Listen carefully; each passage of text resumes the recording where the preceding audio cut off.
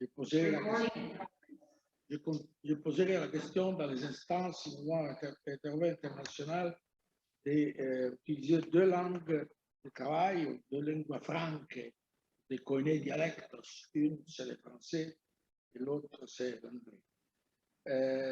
C'est la première fois que nous nous réunissons comme Conseil national du mouvement urbain de l'Europe méridionale. Pour ceux qui s'occupent de ces choses savent qu'existe depuis un certain nombre d'années le Med8, qui met ensemble les gouvernements des 7 pays membres de l'Union européenne de l'Europe méridionale. Nous avons une ambition grande parce que nous avons réuni le Med8, donc le Portugal, l'Espagne, la France, l'Italie, la Grèce, Malte, Chypre, la Croatie, et nous espérons bientôt d'avoir aussi le mouvement urbain de la Slovénie pour arriver au Med9. So I will speak now in English. We invited our colleagues from the different countries of the south of Europe, and we decided together to dedicate this meeting today and tomorrow, this meeting this afternoon, and we welcome and we thank the European Parliament that accepted to host us in the Sala delle Bandiere of the European Parliament. We decided together to dedicate our meeting today and tomorrow to 4 priorities. The first one is the Conference of the Future of Europe that started, as you know, in June, and this week, at the end of this week, we have the second plenary session in Strasbourg. The second is the question of the budget, the fiscal capacity of the European Union, their own resources. The third is the new agenda for Mediterranean. You know that the European Commission submitted to the Council and to the Parliament in February a new communication concerning a new agenda for Mediterranean. And last but not least is the relationship with the Balkans, the Western Balkans, and it is important to discuss tomorrow about this question because, as you know, a few days ago, during the Slovenian presidency, we had the summit concerning the Western Balkans in Slovenia. And for each priority, we have colleagues from different European movements to speak about these priorities. And at the end of the meeting, we start and we try to elaborate eventually a common statement to discuss about this question, to put the question on the agenda of the international European movement. I stop now because my role was only to introduce and welcome all the colleagues that are here and that are connected via Zoom. We are connected also with the Salone del Libro in Turin. We organized 2 meetings, Friday and Saturday, concerning the artificial intelligence, Friday and Sunday and Saturday in Turin. And we are connected with some colleagues that are now in the Salone del Libro in Turin that this year had a lot of people participating in the Salone del Libro after 1 year of COVID. So now the first part of our meeting is the institutional greetings. We are here together with the director of the Bureau of the Parliament, Carlo Braz, and I have to be another time with him because we worked together a few years ago.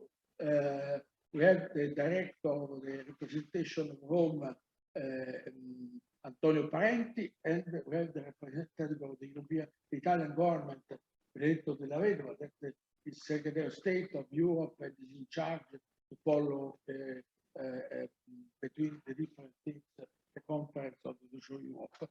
And then we have 2 videos. One is the video of Evan Baidal, that is the president of the International European Movement. She's a member of the European Parliament from Bulgaria. And the second one is Fabio Massimo Castaldo, that is vice president of the European Parliament, and he is one of the members of the Constitutional Committee of the European Parliament.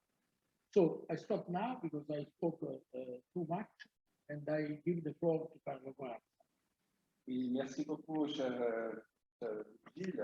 Effectivement, ça me ramène au temps où j'étais mon chef, j'étais le directeur de la représentation en Italie de la Commission européenne. Ça me fait plaisir aussi d'avoir le ministre de la Vedo avec un jeune ami. On était des jeunes militants, maintenant on est moins jeunes. Lui, il a fait carrière maintenant en secrétaire d'État au ministère étrangère. Je remercie vraiment le mouvement européen et le ministère des Affaires étrangères d'avoir choisi le siège du Parlement européen. Je salue l'ami Antonio Paretti. Je crois qu'aujourd'hui, on parle surtout de changement. L'Europe s'est trouvée face au dos avec le risque d'une fragmentation du marché intérieur, avec le risque de la perte de la cohésion sociale et territoriale. Et avec l'épaule au mur, elle a pris la bonne voie. Elle a pris la bonne voie de changement. Elle a abandonné les erreurs du passé. Elle a choisi la voie de l'investissement, de la coopération, de la solidarité. Et je dois dire ça beaucoup grâce aussi à tout ce qui est venu du Parlement européen. Vous vous souvenez des résolutions d'avril, de mai 2020, où le Parlement européen avait clairement demandé de sortir de la crise avec un plan d'investissement financé avec les corps du monde. Le changement est venu aussi de la Banque centrale européenne qui a commencé à mettre de la liquidité et acheter des titres avec plus de relations avec la quantité de capital que chaque État membre a dans la Banque centrale européenne. Il y a eu une utilisation de dettes avec des instruments très utiles comme SURE qui a sauvé des centaines de milliers de postes de travail. La nouvelle ligne de 200 milliards de la Banque européenne d'investissement est aussi garantie par des bilans nationaux. Le recovery plan Next Generation est une dette à 30 ans qui sera en quelque sorte garantie par des nouvelles ressources propres sur lesquelles on a un accord politique. Et ça aussi, c'était fortement voulu par le Parlement européen. Et tout ça, c'est des changements qu'on n'aurait même pas pu imaginer avant la crise. Donc, disons qu'on peut dire que l'Union européenne, pour l'instant, a bien utilisé cette crise. Aussi sur la compétence sanitaire, on avait des compétences tout à fait marginales. Maintenant, on a confié à la Commission européenne la distribution des vaccins, la question des vaccins qui était un rôle absolument essentiel pour sortir de la crise. Est-ce que ces changements sont suffisants? Absolument pas. On est encore au milieu du fleuve et on a vu comme des crises peuvent vraiment risquer de tout emporter et de détruire les fondements d'un bâtiment qui n'est pas complet. C'est évident qu'il n'est pas complet. Si on regarde ce qui est en train de se passer dans le monde, les défis sont devant nous, à commencer par la Chine, qui est en train de passer à Taïwan, le déficit commercial qui monte de plus en plus, il est maintenant à 135 milliards avec la Chine. Et ces milliards de déficits commerciaux ne sont pas toujours utilisés pour des finalités politiques. On doit toujours nous souvenir que la Chine n'est pas une démocratie libérale. Et peut-être le fait que le Parlement a pris du temps avant d'approuver l'accord sur les investissements n'est pas un mauvais signal. Le rôle qu'a la Turquie dans la Méditerranée, de plus en plus agressif, son rôle en Libye, une sorte de guerre du gaz au large de Chypre, s'est passé en Afghanistan. On pourrait faire beaucoup d'exemples et tous les exemples nous mèneraient à la même constatation. L'Europe est un spectateur plus qu'un acteur. Elle n'a pas vraiment les instruments, elle n'a pas vraiment les moyens pour défendre nos valeurs, pour participer à la défense des valeurs de la démocratie libérale et pour défendre les intérêts de nos citoyens et de nos entreprises. Regardons aussi notre politique industrielle. Madame la Présidente von der Leyen l'a rappelé dans son discours sur l'état de l'Union. Est-ce qu'on est en mesure d'avoir une souveraineté sur les semi-conducteurs ou même sur des matières premières essentielles? On n'a pas encore développé, comme on l'a fait sur l'espace, des capacités physiques sur la cybersécurité, sur la sécurité et sur la défense. En fait, notre cadre institutionnel, nos pouvoirs, nos procédures ont plein de failles. Donc, c'est vraiment le moment de rouvrir ce chantier avec conviction. Le président Sassoli a dit clairement qu'il ne faut pas avoir de tabou. La ligne polaire, l'étoile polaire, doit être l'efficacité et la démocratie. Pas si on doit au moins toucher au traité. Il faut toucher au traité parce que pour rendre l'Union européenne plus efficace, plus proche citoyen, plus démocratique, alors il faut toucher au traité. Il ne faut vraiment pas s'arrêter là. C'est pas ça le vrai enjeu. Et l'autre chose qui très important pour le Parlement européen, c'est que ce changement vienne avec une participation démocratique. On n'est pas une bureaucratie, on est une grande démocratie, et comme toutes les démocraties, on a besoin de l'énergie des citoyens, de la participation des citoyens. Alors, quand on lance un processus de changement, il faut que ce processus de changement soit soutenu et compris par les citoyens. C'est pour cela que le Parlement a lancé des initiatives. On a pris un tirage au sort de 100 citoyens avec un équilibre entre hommes, femmes, jeunes et différents acteurs. On les a invités à avoir des débats sur des éléments clés, l'Europe dans le monde, le changement climatique, notre économie, nos valeurs. Et il faut aussi se rappeler que le changement est nécessaire aussi pour défendre nos valeurs de l'intérieur. Demain, il y aura un débat avec le Premier ministre polonais. Notre commission juridique, la commission juridique du Parlement européen, a demandé au Parlement d'ouvrir une procédure en carence si la Commission ne va pas agir pour faire respecter les règles sur le conditionnement des fonds au respect de l'état de droit. Vous avez aussi vu la réaction du président Sassoli quand le Premier ministre slovène a fait un tweet absolument inacceptable où il traitait des membres du Parlement de marionnettes. Donc, ces changements sont importants aussi pour nous donner les moyens de défendre de l'intérieur notre démocratie libérale. Il y a quelques jours, on a eu une très bonne rencontre avec le département des affaires européennes, avec les collègues de la Commission européenne, et on a concordé une action commune pour promouvoir la plateforme où les citoyens peuvent participer, pour promouvoir une meilleure connaissance de la Convention sur le futur de l'Europe. Je crois que le mouvement européen est un allié naturel pour ce débat. Et donc, je veux vous remercier pour tout le travail que vous faites de très haute qualité et pour l'aide que vous êtes en train de nous donner et compter à 100% sur notre soutien. Merci. Thank you very much. Now I give the floor to Antonio Parenti, the director of the Commission. Thank you very much. For a part of the rules, I will speak in English afterwards so that we can mix the language. Well, thank you very much for inviting me here. It's a pleasure to be such a distinguished panel. It's a pleasure to be with the last, which are two important figures on bringing forward the idea of Europe, especially with Carlo. I, of course, share a lot of ideas and common thoughts. The Conference on the Future of Europe, I don't think I need to tell the audience, it's not necessarily a conference on a vague theme. It's a conference on our future.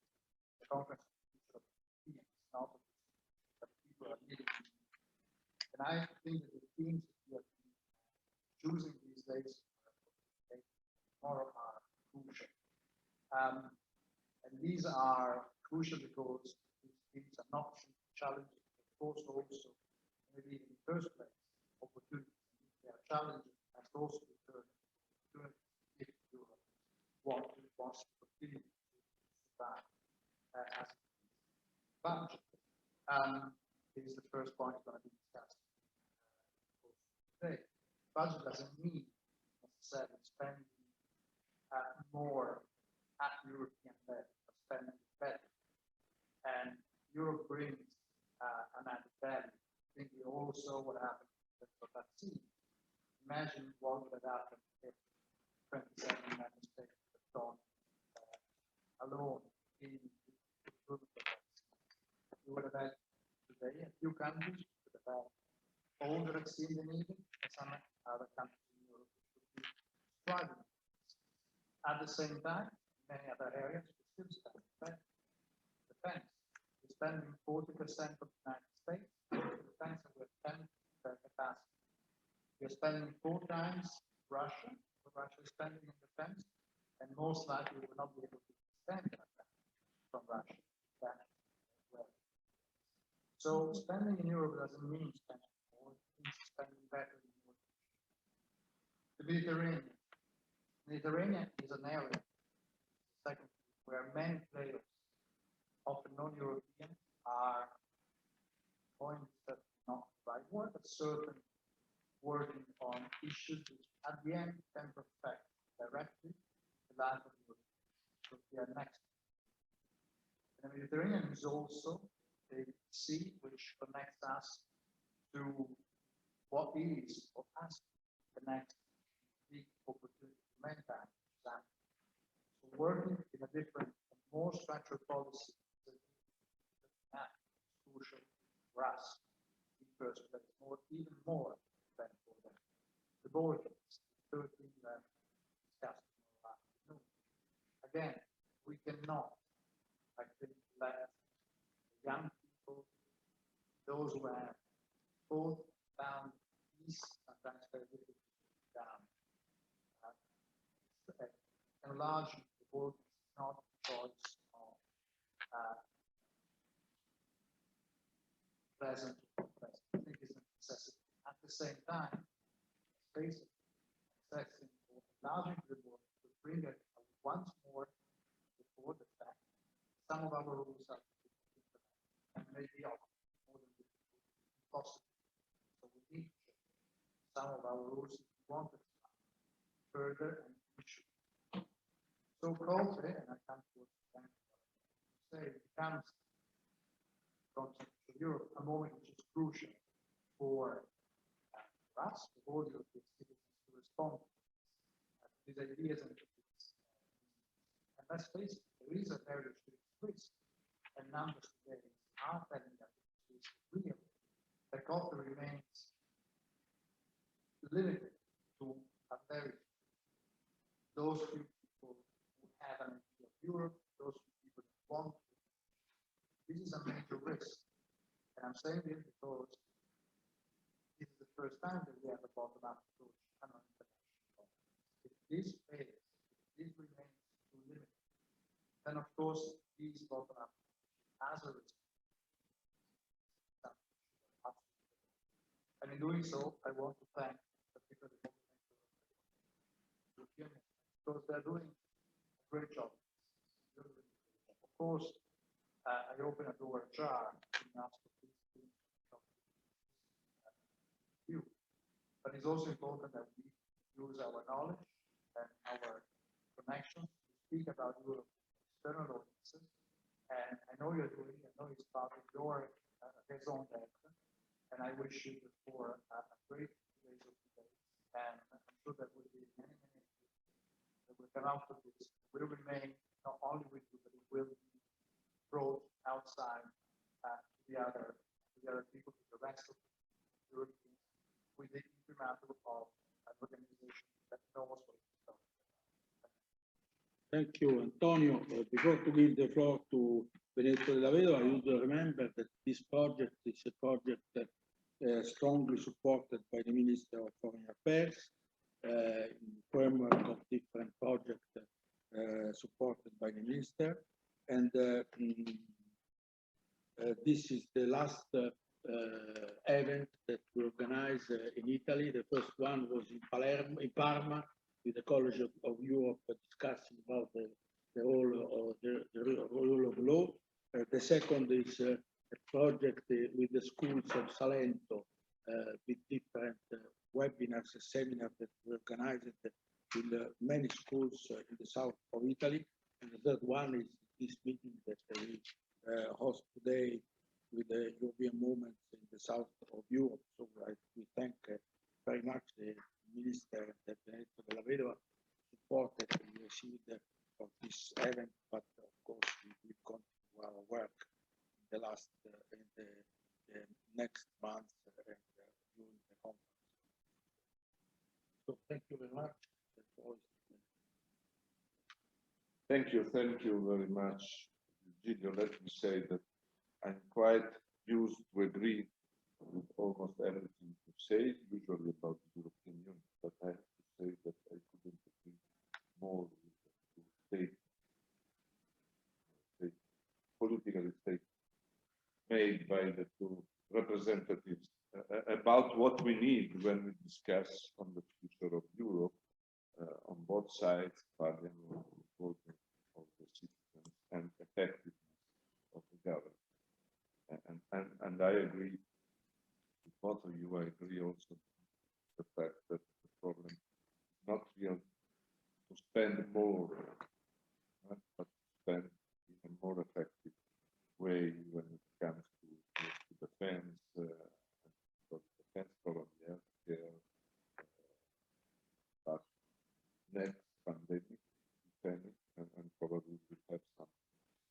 It's a pleasure to discuss together the Conference on the Future of Europe and the involvement of all our countries in this important exercise.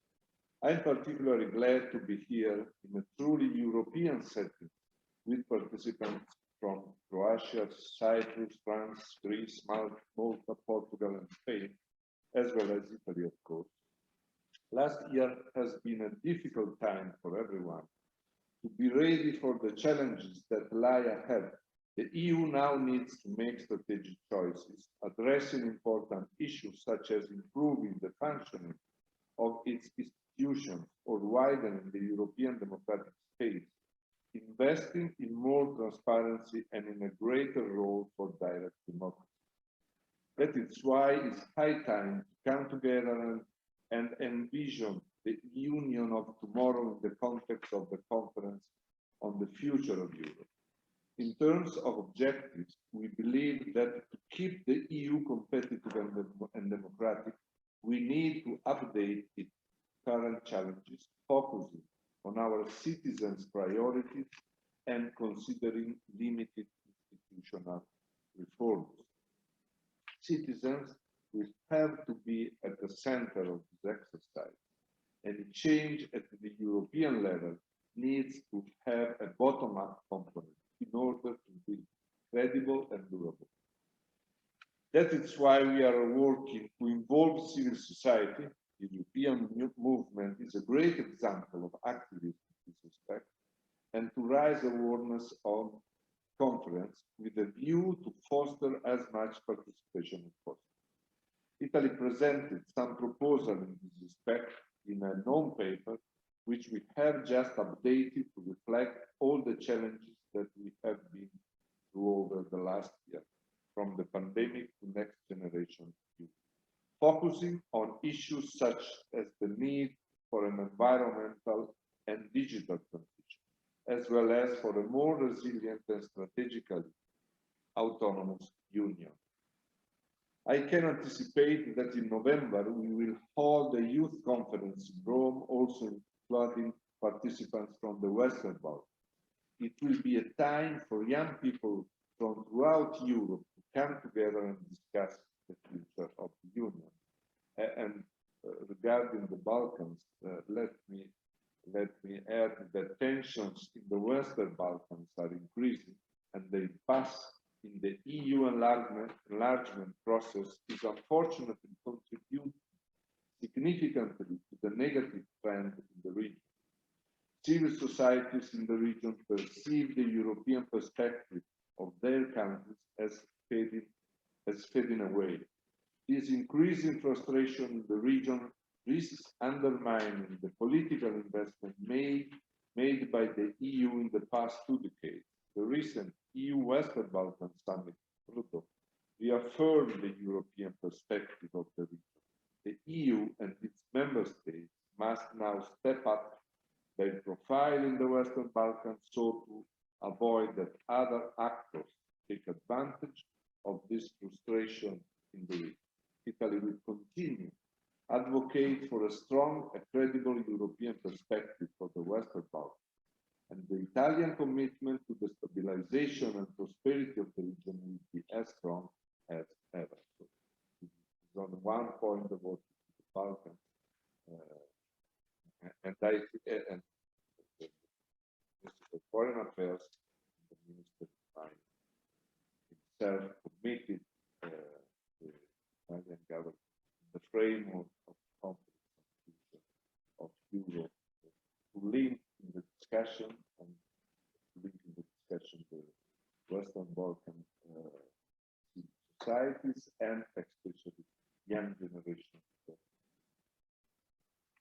We have to fulfill the promises we made to the parents probably, but now to them that are expecting to be part of the family, expecting they're working inside their own country, push the government to reach the European Union standard in their own interest, of course, they want to be part of the future. So even the theme of enlargement that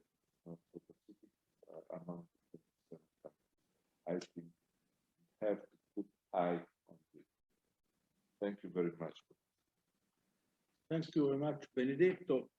So now we end the first part with the institutional greetings, but before to end this part, we have two videos. One is the video of our international president, Eva Maidal, that she's a member of the European Parliament. She's also a member of the important committee in the European Parliament. She sent us a video. I asked Sabrina to show us the video. And the second one is the video of Fabio Massimo Castaldo, that is Vice President of the European Parliament, member of the Conference of the Futuro. So, Eva Maidal. Dear President, dear President of the National Council, European movement coming from Spain, France, Italy, Greece, Cyprus, Malta, Croatia, Portugal.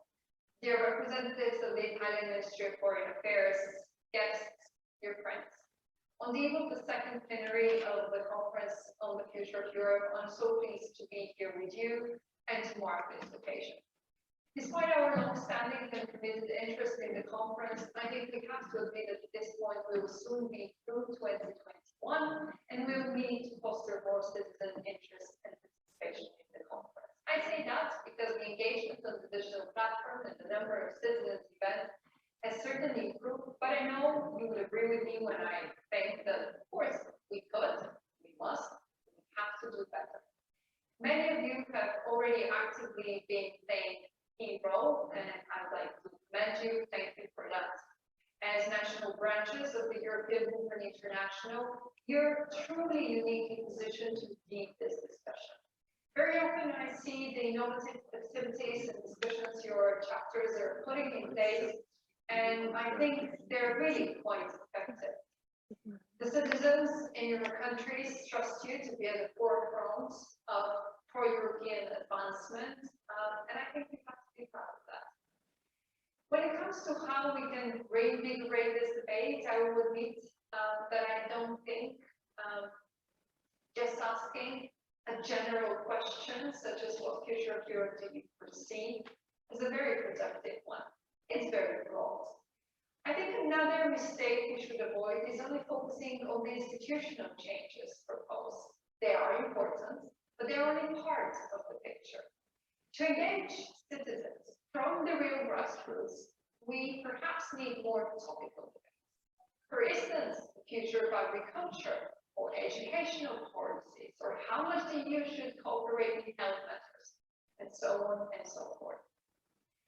I wonder, for example, this topical debates is the agenda that you have actually put together today, or this evening, that focus on fiscal capacity and new own resources, the new agenda for the Mediterranean and the relationship with the Balkans.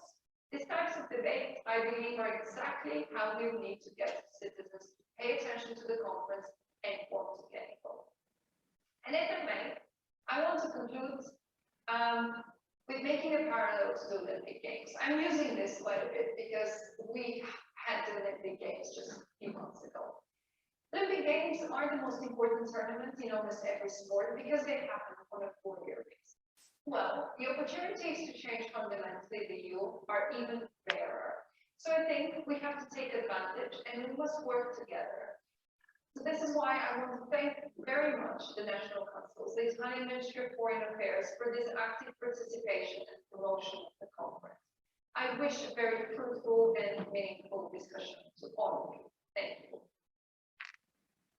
Thank you to Eva, and now we have the video of Fabio Massimo Castaldo, President of the European Parliament. He's also a member of the European Movement.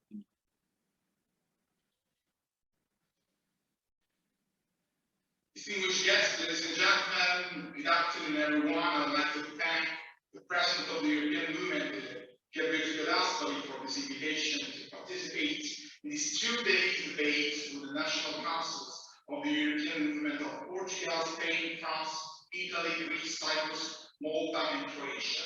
Unfortunately, due to the institutional commitments of the plenary in Strasbourg, I will not be able to attend these very important debates on the shape of the future of Europe and the future challenges that are ahead in front of us. During this week, the second plenary session of the Conference of the Future of Europe will take place, and the working groups finally, I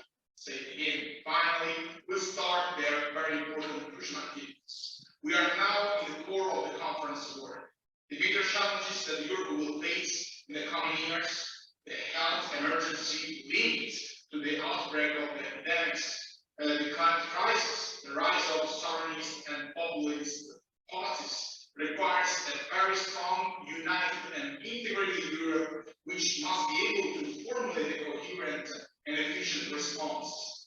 And at a time when, after more than a decade, it finally seems possible to achieve more progress towards integration, it is important to reflect on many topics.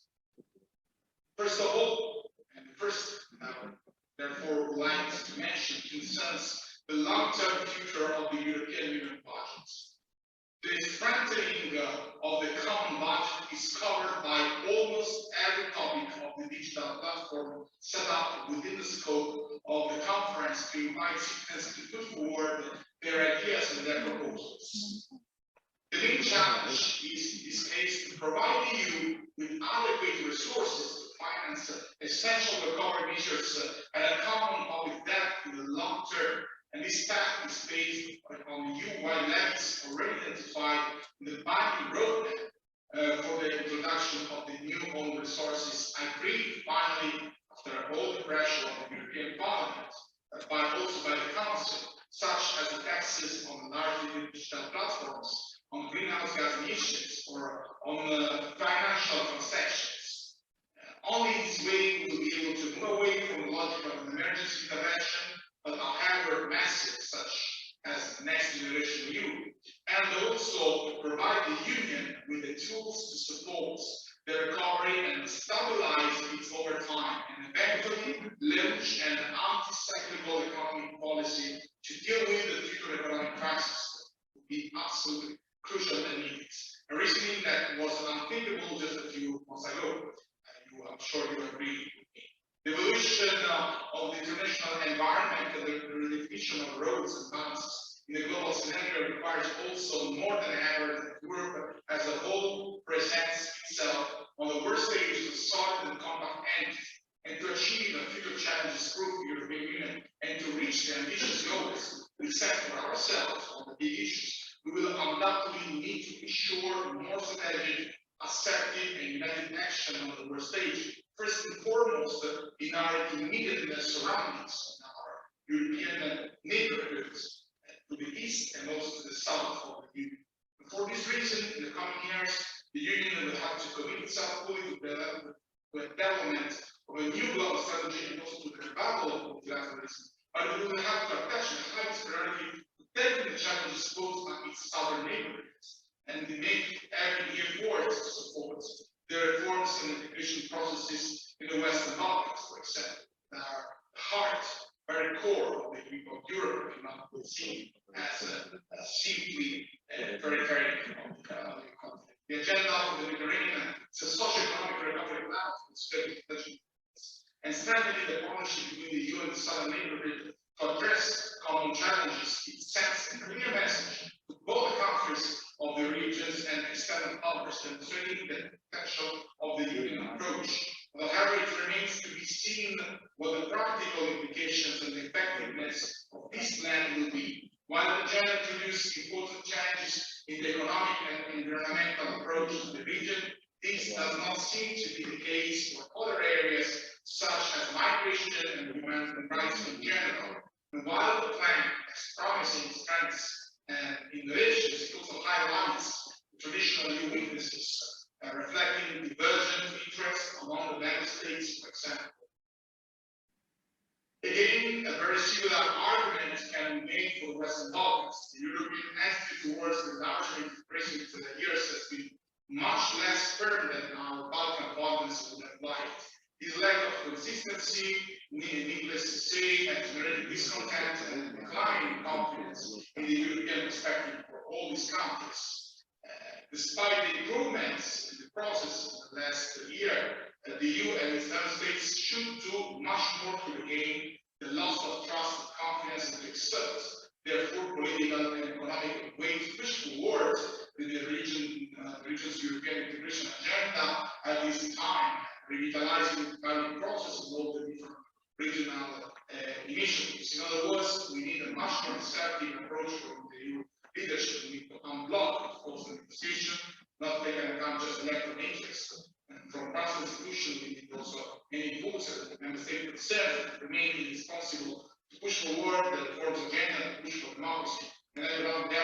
security in the region.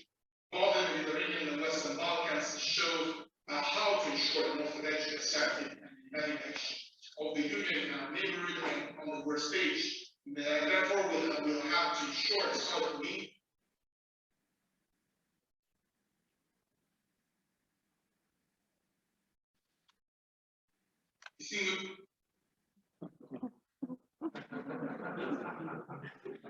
See a generated discontent and a decline in confidence in the European perspective for all these countries.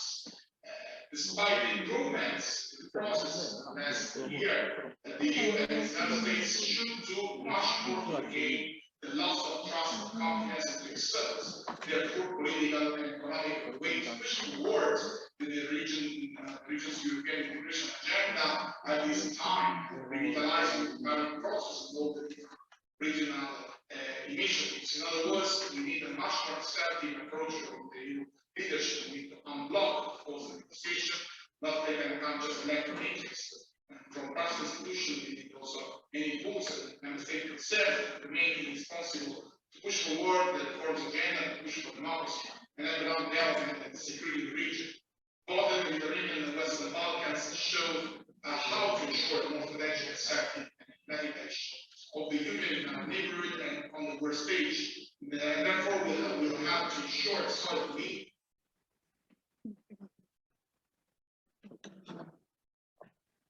Okay. So now I will leave the presidency to Nicoletta Parisi. Nicoletta Parisi coordinates our academic council. She was a member of the Authority Against Corruption, and she is the emeritus professor in the Università Cattolica di Milano.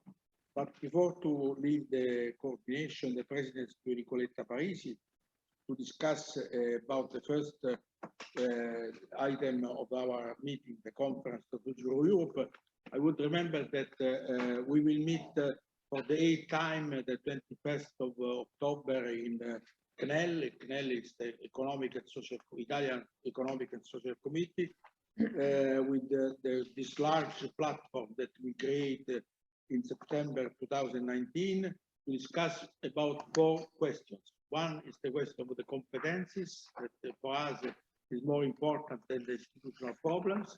We think that its citizens have more interest for the policies than for the politics, and mainly about the competencies of the European Union. Second question is the question of the agenda. We think that the conference that at the beginning should have two years of time.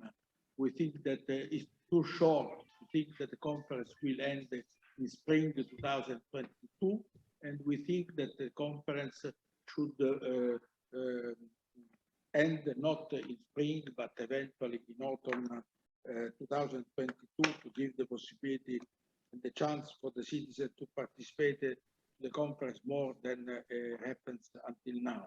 The third point is the question of the method. For us, it's not a good method that the conference will end with the conclusions made by the 3 co-chair of the president of the conference on the principle of consent. We think and we support the idea that the end of the conference, that the conclusions should be made by the conference as a whole, by the 432 members of the conference on the principles of majority, and not by the 3 co-chair or by the executive committee.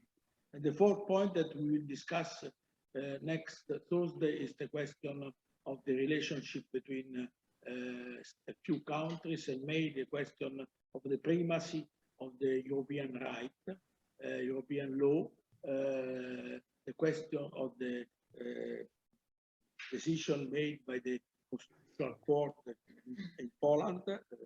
Croazia, remember us that next meeting of the Parliament we discuss about it, and we strongly support the idea of the Parliament that we have to strongly support the question of the primacy of the European law against such decisions. So that there are the 4 questions that we will discuss together in the Italian platform. So now I will leave the presidency, I will leave the floor, and I will give the floor to Nicoletta Parisi, that is in Milan, and that you can see in the screen. And thank you very much to be here. Thanks, Virgilio. And I invite here Ferdinando De Firoci, Yves Bertoncini, and Francisco Aldecoa for the moment. Then the others speakers. We have a list of speakers. Nicola Verola. No, there is space. We wait some minutes to settle the situation.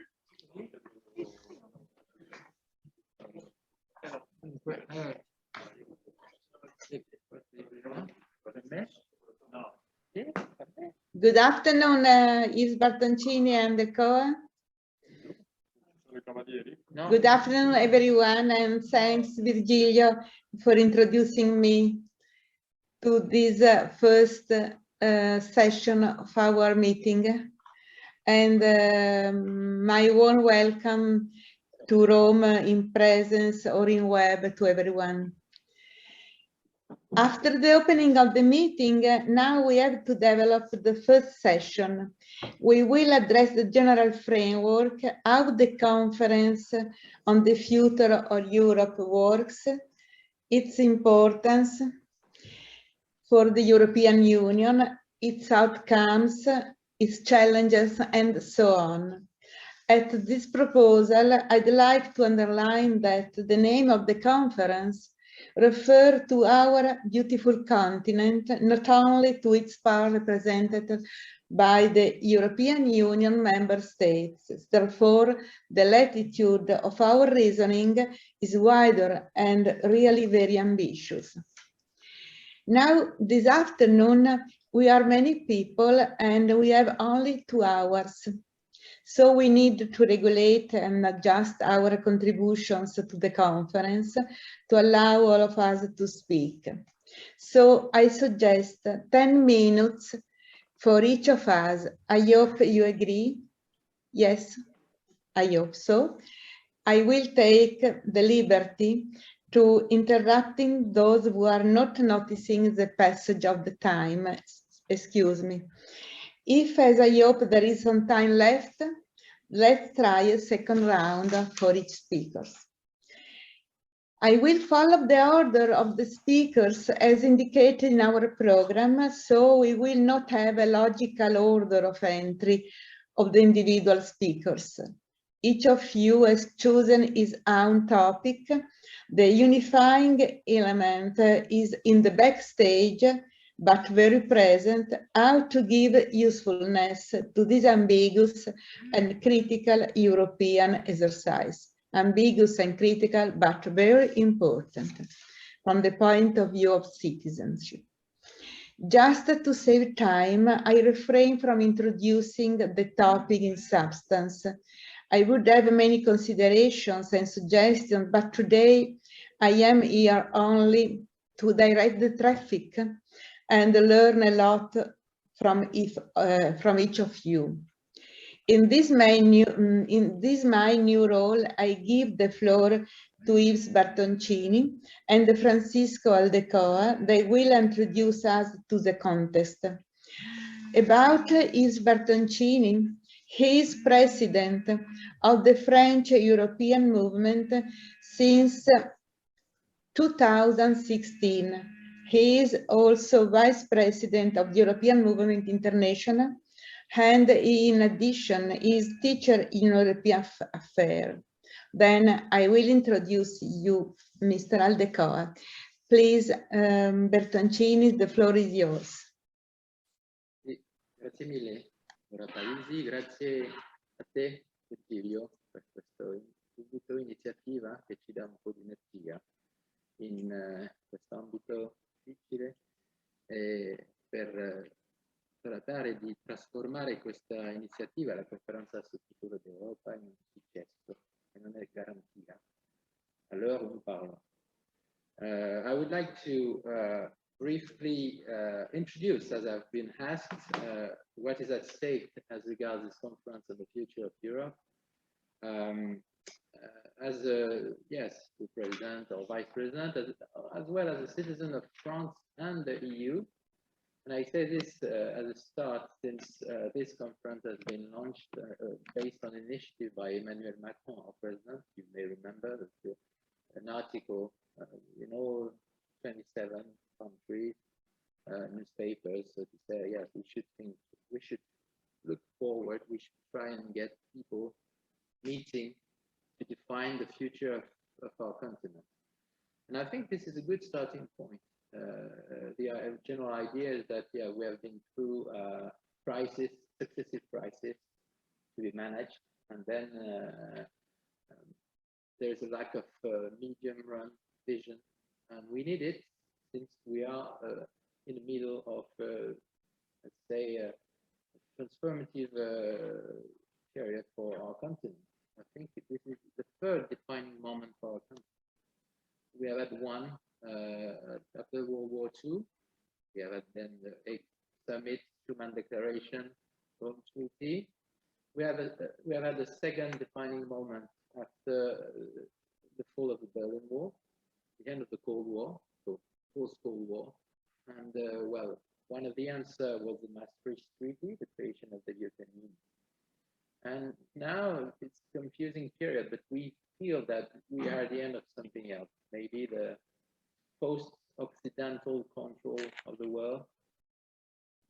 We Europeans, we Westerners are maybe not in control any longer of the world, and we have to think of what we can do as Europeans in this new context. And of course, my belief is that we will be stronger together, and that we have to think about it. Then we have this opportunity, this conference on the future of Europe, on which many have been said already, a lot has been said, sorry, already.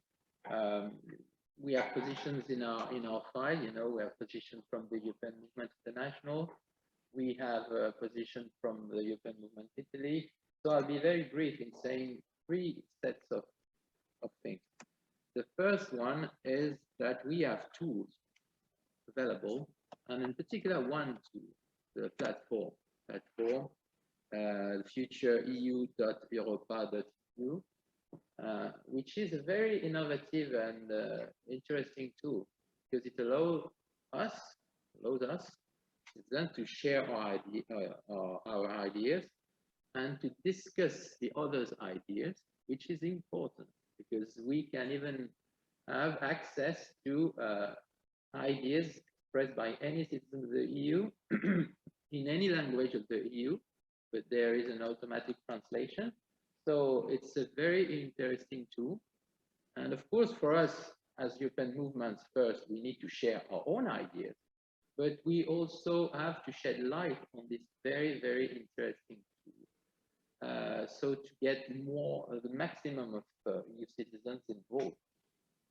And so to have much more than today, because as I speak, so far, I've checked this morning, only 31,000 participants have used this platform. 31,556.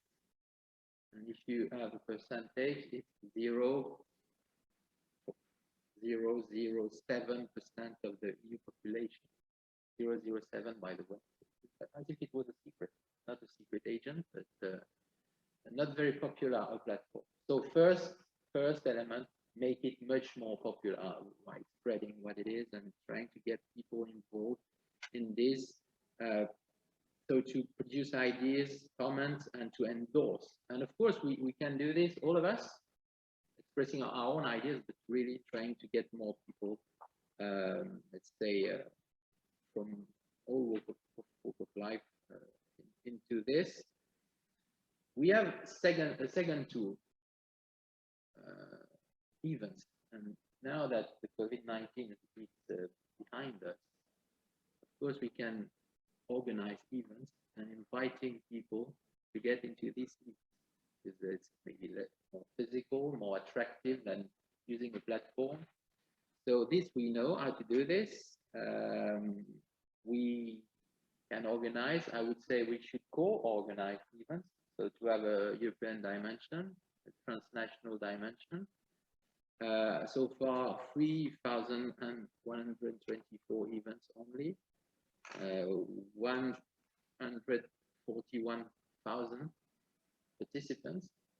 So again, it's a challenging figure, and we need to have much more. And we are instrumental in having much more participants by disseminating information on these events, creating events, launching events, and getting more people on board. But on this second point, I would like to focus on the citizens panel, which has been organized with randomly selected citizens to reflect about the future of Europe. We have had some at the national level. For example, in France, it's underway. It's interesting, grassroots, but it's only French people thinking about Europe. There's no Europe in this, it's only French people. Whereas the European Parliament has taken the initiative to organize several panels, several events. It's underway. And I think we all should shed light on this. It's accessible. And we have the videos. So of course, the videos, it's very long, but I think it's an important food for thought. And by the way, this is representative, this is illustrative, and it shows something we have to focus on, which is, of course, the difference of standpoints, the difficulty to reach compromises, well, basically the fact that we're united in diversity. And I would say, since it's one of the challenge of these whole initiatives, that we as European movements, we will have to explain why some ideas were taken on board by the EU institutions, but also why some were not, simply because there were oppositions, contradictions between citizens of the EU and peoples of the EU. So these citizens panels are I think, important tools, and to be, again, made more popular by us. I would like to add a last but not least set of remarks on, well, after having been positive, some uncertainties which are to be clarified, because we have had a kind of late start for this conference. And yes, you have said it, Virgilio, maybe the landing is close, but we don't really know. My feeling is that it has started very recently. It should have started in Zagreb, 9th of May 2020, and then it was postponed, 9th of May 2021. And for us in France, but I think it's the same at the European level, 2 years were needed, and 2 years are still needed. And it's even more true now that we see that the figures are shared. It's a start, it's a start. You know, and in a plenary, and the same is true for you, Francisco, we are supposed to meet in working group. There's a second meeting of the plenary in Strasbourg at the end of the week. I still don't know which working group I will be. So for me, it's a start. It can't be the end next spring. It cannot, it should not. I had the opportunity to share this idea with Emmanuel Macron some weeks ago at the Élysée Palace. And he said, well, the conference will be a maturité. And I said, no, President, I don't agree with you. And I warn you, it's not maturité, it's not mature at all. You can have an high point under the French presidency, an high point, but it's not the end, it can't be the end. So maybe later on, maybe the Swedish presidency, because two years' time would be Swedish presidency, more or less, or the Spanish presidency. And I think we need to fight for this, because if not, there is the risk of crash. Because if it's to land so early, no real ideas, a very low turnout, if I may say, contradicting, by the way, the very, very good turnout at the recent European elections. So it would be counterproductive, and of course, last but not least, it would be seen as a French instrumentalization of this initiative. And as I've said, I'm French. I won't say that because it's French, it's a bad idea, of course not. But if it was to end already now, it could be seen as too instrumental at the service of only one country, not one part. So to conclude, I would say that what we need to do in this context, yes, is to make this initiative more popular, fueling debates, fueling ideas, organizing events, including many people in it. And yes, what you have said, Giulio, make sure that the lessons drawn will be drawn not only by 3 people somewhere in Brussels or Strasbourg, but by this plenary we have the opportunity to participate in, so that, and that's the landing zone, the real one, for the electoral campaign of 2024, for the new leaders of the EU, well, they can have a kind of roadmap for the political parties at large. Yes, a roadmap based on a bottom-up approach on the way citizens of the EU would like to define the future of our union and the continent at large. That will be my introduction for this very welcome debate we'll have this afternoon. Thanks, Iris Bartoncini. Thanks so much. Despite all of the doubts we can have on this conference, on its origins and scope and outcomes, the importance is the maximum participation of citizens. We have not to give a useful foothold to say that the European Union will be made by states and not by individuals, citizens. So, Mr. Francisco Aldecoa is president of the Federal Council of the Spanish European Movement, and he is also professor of international relations on the Complutense University of Madrid. And so I give the floor to Mr. Aldecoa for the second introduction of our work. Please, Mr. Aldecoa. Thank you, Vigilia, for this seminar.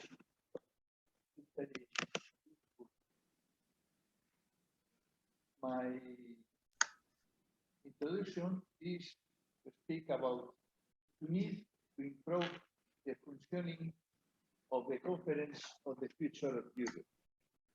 Please, could you use the microphone, because I am not able to hear you so well. Okay. Thanks. General consideration. The lack of equality in the participation of civil society in the composition and functioning of the Conference on the Future of Europe. The Conference on the Future of Europe is a pioneering manifestation of collaboration between representative democracy and participatory democracy, since it is the first time that a conference has been convened with the aim of making proposals between both representations of the European Union, which are with institutional representation and the representation of the citizens and civil society. Its purpose is none other than to make proposals about the future of the European Union with a view to improving it and bringing the EU closer to the citizens and civil society that compete.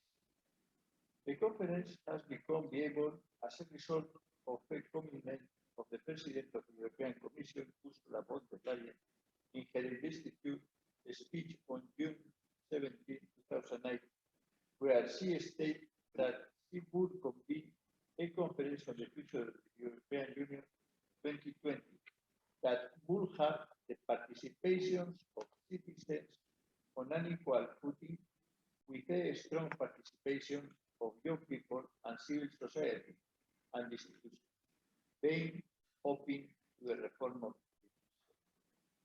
it has not been possible to carry out this commitment completely because the COVID-19 pandemic broke out in March 2020, to which was added the lack of understanding between the 3 institutions, which was resolved following the proposal of the Portuguese presidency in the Council of the EU through a collective co-presidency formed by the Parliament, the Commission, and the Council, a solution that is not working properly due to a lack of understanding between them.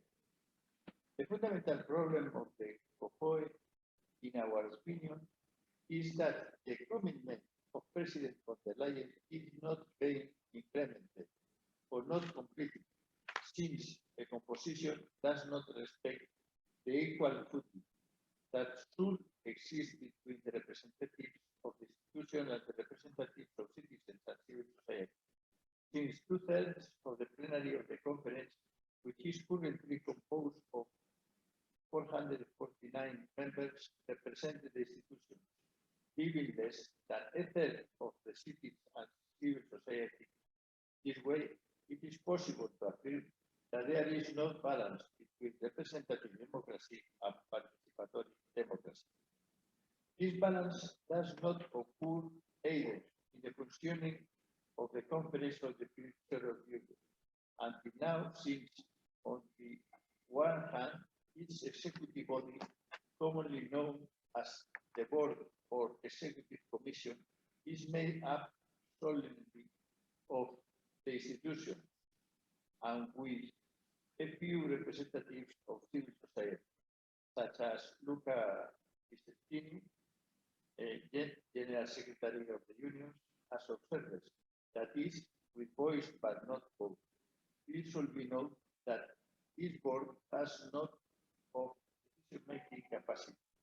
Sometimes it even overshadows the role of the plenary session of the conference.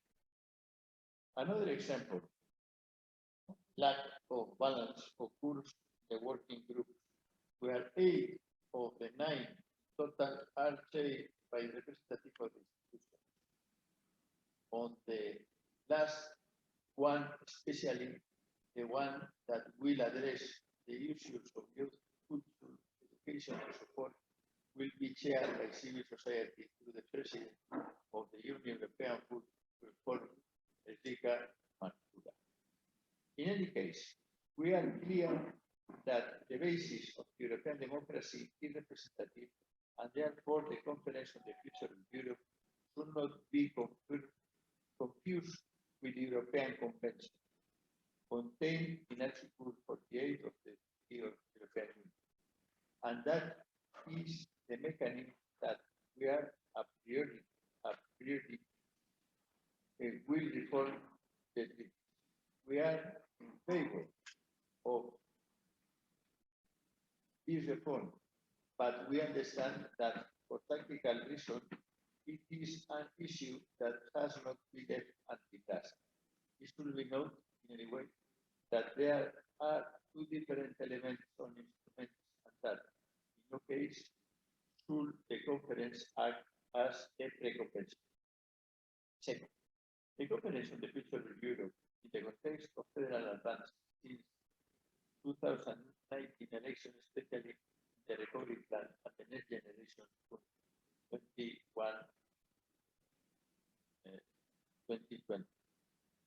As a consequence of the result of the election of the European Parliament in May 2009, the change of the cycle has occurred, in which we differentiated 3 different phases.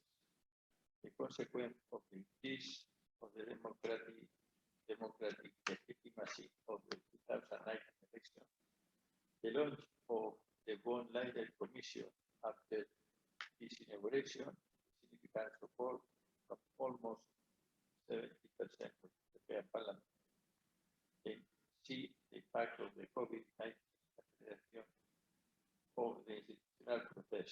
Parliament Commission forced that it to the bid of the recovery plan and the other issues, an expression of federal solidarity.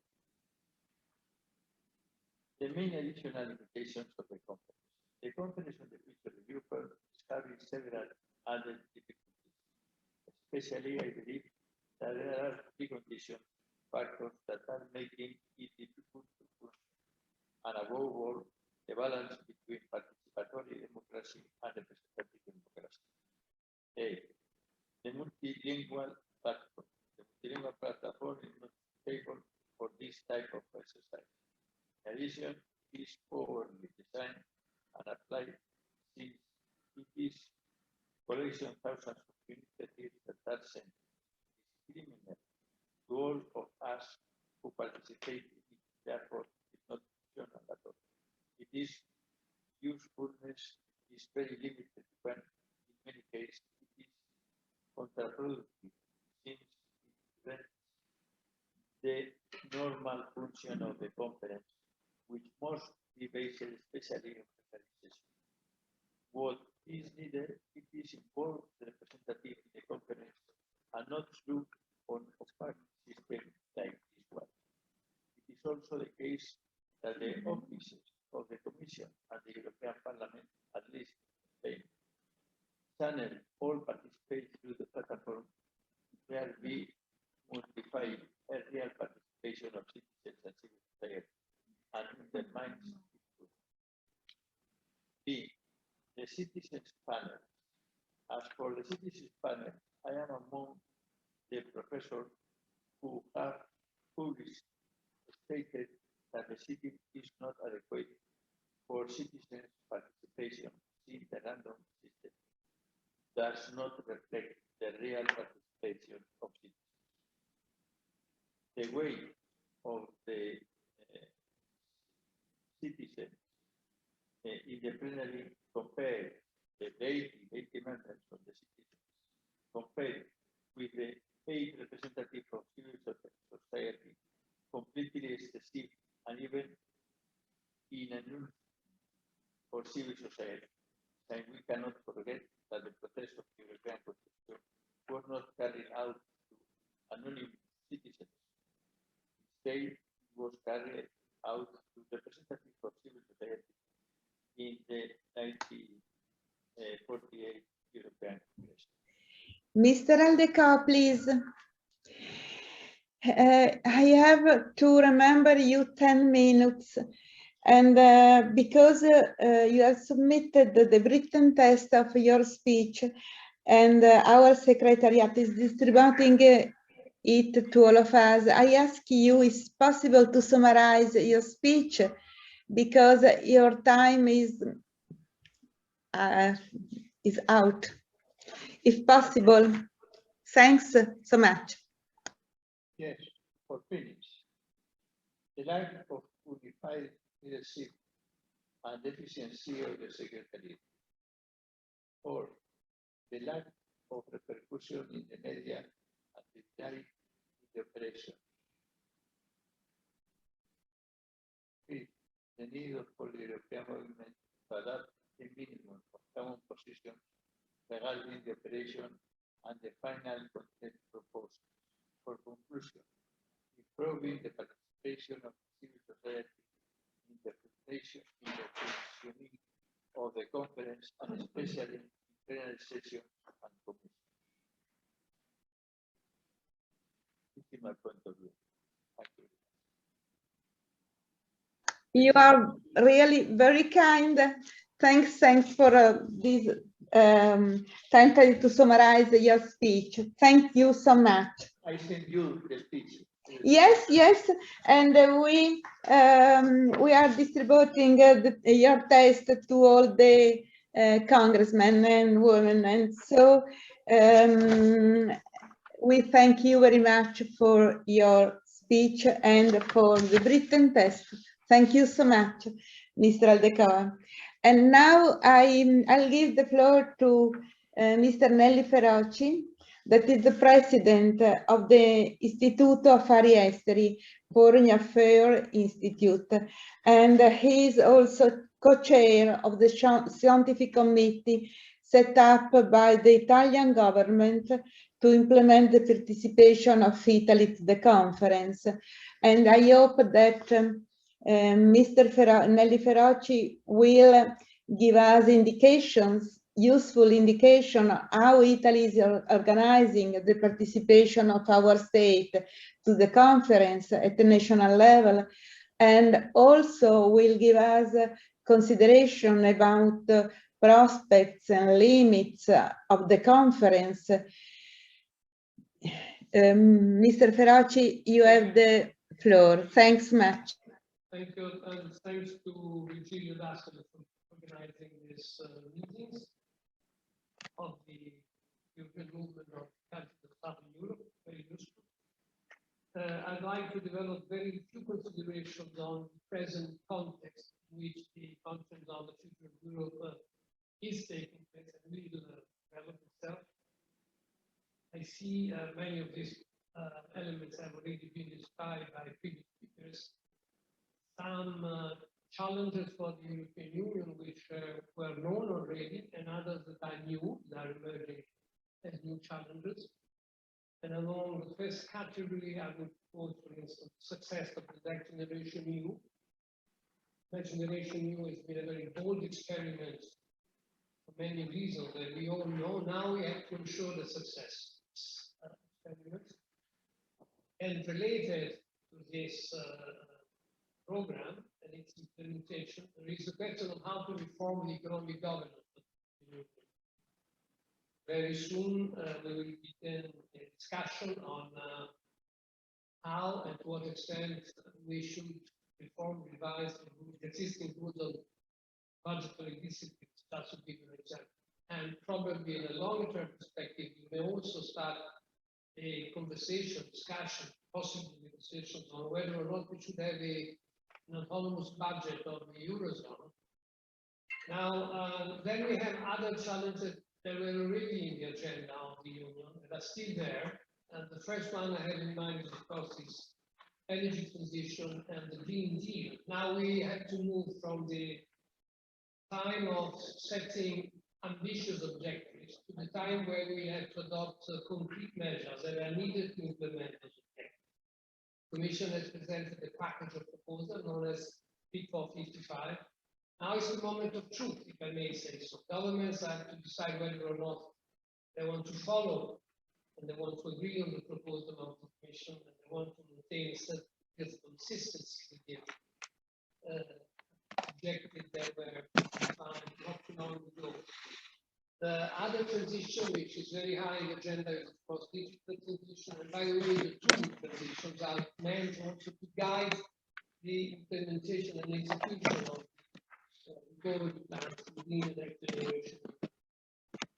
There is, of course, the challenge to define a more effective health and sanitary common policy and strategy to contrast and prevent pandemics that unfortunately will most likely appear also in the future. And then there is another subject which has been discussed and is very high in the agenda of our meetings and also political leaders meetings, which is how to improve the performance of the Union in the international scene, how to improve the international projection of the Union, how to improve our common foreign and security policy, and how to move forward with some progress, concrete progress in the field of defense. And then there are new challenges that emerged more recently. I'm thinking of this fight, if I may say so, on the question of the rule of law and how to implement the principle of the rule of law. We are in the middle of a confrontation with one member country, which is the witness of a more profound and deep dissent among members of the Union on a very fundamental principle. Then there is a new development in the international scene which is affecting our economy, which is the sudden and to a certain extent very important increase in energy price. And how should we react together collectively to this new phenomenon? And then, last but not least, but these are only some examples, there is a problem of defining a more, I would say also definitive settlement of our still pending relations with the UK. The UK is contesting an agreement which was signed by the British government, was ratified by the Parliament. They don't want to respect that agreement, and this is another challenge for Europe. Now, against this background, which I've only quoted to show how complex and complicated is the scenario in which the conflict is taking place, let's move now to the conference, and many things have already been said. I will not be as critical as my neighbor, Professor Albecoa Guzaraga, has been criticizing the proceedings and the governance of the conference. Certainly, there are loopholes, there are inadequacies. But the problem is a different one, in my view, is how to make this conference a success and how conference could hopefully bring some value added to the already existing agenda of the European Union. The governance is far from being satisfactory. You mentioned it at length. We developed a set number of arguments which are all valid. And there is also the question of, which has been quoted by Yves de Consigli, and there are a worrying degree of participation so far of citizens to these proceedings of the conference. If we continue like that, it's going to be a failure by definition, because too few people are actually participating. Too little number of citizens are actually involved in this process. And third, there is a question which was raised also by the length of the conference. If we want to stick to the deadline which was set spring next year, we won't be able to conclude in a satisfactory manner the conference. Virgilio mentioned this in his presentation a moment ago. I think that from this event, I think a message should be addressed to the European institutions that a prolongation of the deadline is, I would say, unavoidable. Now, let me add one more question, one more consideration. It's very little known the conference outside these sort of meetings. There is very little awareness that something like a conference on the future of Europe actually exists. This is a big problem. And unless not only European institutions, but national institutions and governments will actually develop a communication on the conference, we will fail inevitably. It's almost impossible to mobilize attention, involvement on this initiative unless there is some sort of an institutional communication around the conference. By the way, I want to take on board some more optimistic consideration of the conference. So far, we've all been rather pessimistic. Both Gilbert Consigli and Professor Alzaraga have been quite critical. There are some possible positive impacts that may come from the conference, provided it is well managed. But this is key. Unless it's well managed, it may be only a failure. Now, if it's well managed, it could be a means to actually measure the aspiration of European citizens towards the European Union. And that would be already, you have Eurobarometer, this is not enough. You have to get something more interactive in order to mobilize people and get them feelings and sentiments towards the European Union and what actually the European Union can do. It could be, and it has to be, an occasion to collect new ideas and new proposals on how to improve the functioning of the Union. And it could, last but not least, I see this particularly important for some countries, an instrument to increase support for the European project. So this is very important in countries where this support cannot be given for granted. Now, I concluded very few indications on how Italy is organizing participation at national level to the conference, and I'm speaking as a co-chair of the scientific committee which has been created by the government. Nicola Verola would certainly add something more on that. Not too long ago, a few months ago, the government decided to set up two committees that were meant to assist the government in the preparation and organization of the conference. The first one is an organizing committee, which is composed of the representatives of the administration, the Ministry of Foreign Affairs, and the Department of European Policies, and also a scientific committee composed of 35 members, which is there to support the government, to provide recommendations, suggestions, and proposals on how best organize Italy's participation in the conference. We have started our proceedings, we have set up all working groups, we have already prepared some documents, and we are ready to collaborate with the government in the organization of a number of events. We know that the government is planning at least 3 categories of events, a certain number of initiatives that will be undertaken by schools, and high school, I would say, and by universities, a certain number of national citizens, which is also a European spin-off, if I may say so, of the European Citizen Funds.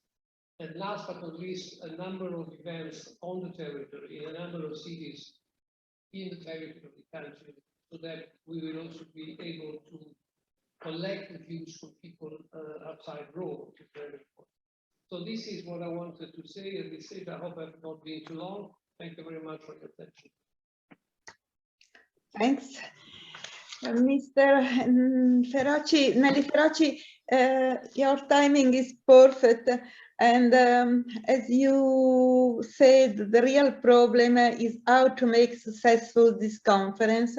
And thank you very much for your optimistic remarks. We need them, and we could start from them to make successful this conference. And now I hope that Brando Benifei is connected with us. I wait for a confirm. Yes.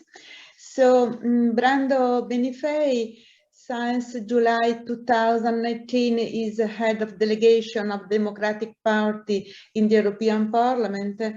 And he is also a vice president of the European Movement International, and is president of the Gruppo Spinelli. And so I will give the floor to Brando Benifei. Please, Brando.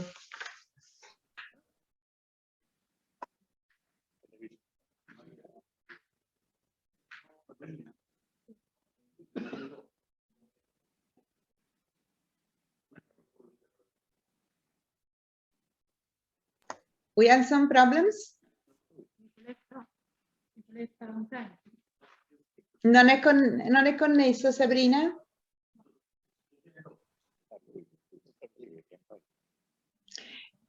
We could wait the arriving of Brando, and I would ask to Luca Visentini, please, to have the floor. He is the Secretary General of the European Trade Union Confederation, and in his quality of observer in the executive board and head delegation, the plenary of the conference, I hope he will offer us the point of view of the European Trade Union Confederation on the conference itself. The floor is yours, Visentini.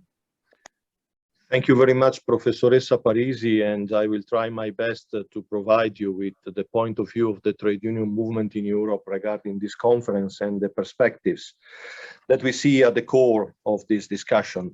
It has already been mentioned that the conference was launched at the beginning by President Macron, but we have also to remember that even President Jean-Claude Juncker, when he was at the head of the European Commission, started a reflection about the future of Europe that settled already some ambitious targets, I mean, for the future of our continent and the European Union itself. Then, of course, the pandemic has disrupted a bit the process, but we are really convinced that it's still worth trying, having an exercise that can really achieve some results, ambitious results in terms of rethinking the future of Europe, but also setting a future that is not similar to the past, where we can avoid the mistakes that we did in the past, and on the contrary, we can build an European Union, and more in general, an European continent that is more sustainable and more inclusive for everybody. There are, as you know, three fundamental tools for participation in the architecture of this conference.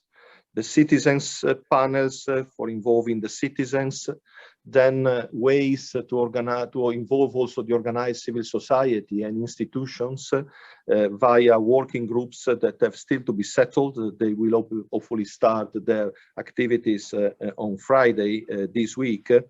And last but not least, the online platform where each and every citizen of the European Union can post proposals, ideas, and suggestions. Are these tools working? Well, yes and no, in the sense that finally the citizens panels have been established. They have started working, first in presence, then there will be another couple of rounds of meetings online and again in presence. So we expect that the conclusions of the citizens panels will feed the debate in the plenary of the conference. But at the same time, we are talking about 800 people. Are 800 people really representative of the citizenship of this continent? Well, that can be doubted. We have also tried to run an analysis of the composition of the citizens panels, because as you probably know, they have been randomly selected by an external provider nominated by the European Commission. And what we have seen from a trade union point of view, as you can understand, this is quite meaningful and also disappointing, is just 40% of these 800 people are actually workers. Not only employees, workers, including self-employed workers. So this means that almost 60% of the citizens panels are people that don't work. Is this mirroring the composition of the society of the European Union? Question marks are open. And another problem that we ma questo rappresenta veramente l'Unione Europea. Noise. Lei considera tra i bambini, i vecchi. I don't know if you can hear me, but there is some noise covering me. Il 70% delle persone non lavora. Non lavora, non sommessa al fatto, forse le istituzioni non hanno... Can the organizers maybe mute Mr. Riccardo Lala? Allora, allora, funziona.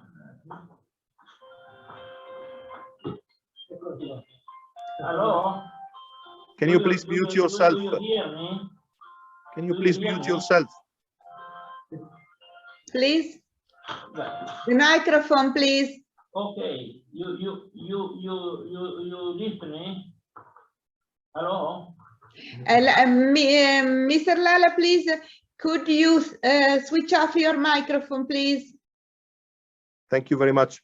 Thanks so much. So I was saying that, yeah, the composition of the citizens panels, the random selection raises some doubts. Nevertheless, we have been following the observers of the executive board, the debate of the first meetings of the citizens panels, and this has been exceptionally promising, because the ambition that the citizens, although there are few of them, have shown in the debate in these panels has been really higher than the one that we have witnessed in the discussions that happen within the executive board. So in this respect, this gives some hopes regarding the inputs that we will receive from them to the discussion of the plenary.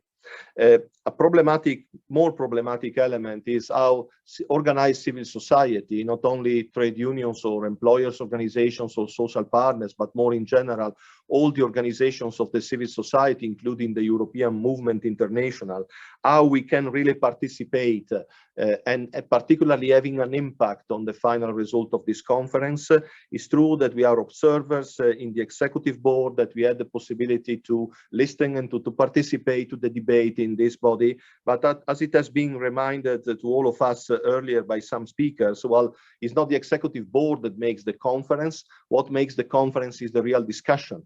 And the fact that there is no permeability between the discussion of citizens and the discussion and the inputs from the organized civil society is not a good element. It will be much more interesting if the different instances and proposals that can come from the different sides of the society could have been mixed a bit, contaminated a bit with each other in a way that we could have had a more fruitful exchange. Nevertheless, we look quite hopefully to the start of the work in the working groups that are starting, as I say, their discussions on Friday this week, because we hope that something meaningful can come out from there as a result, having an impact on the discussion on the plenary.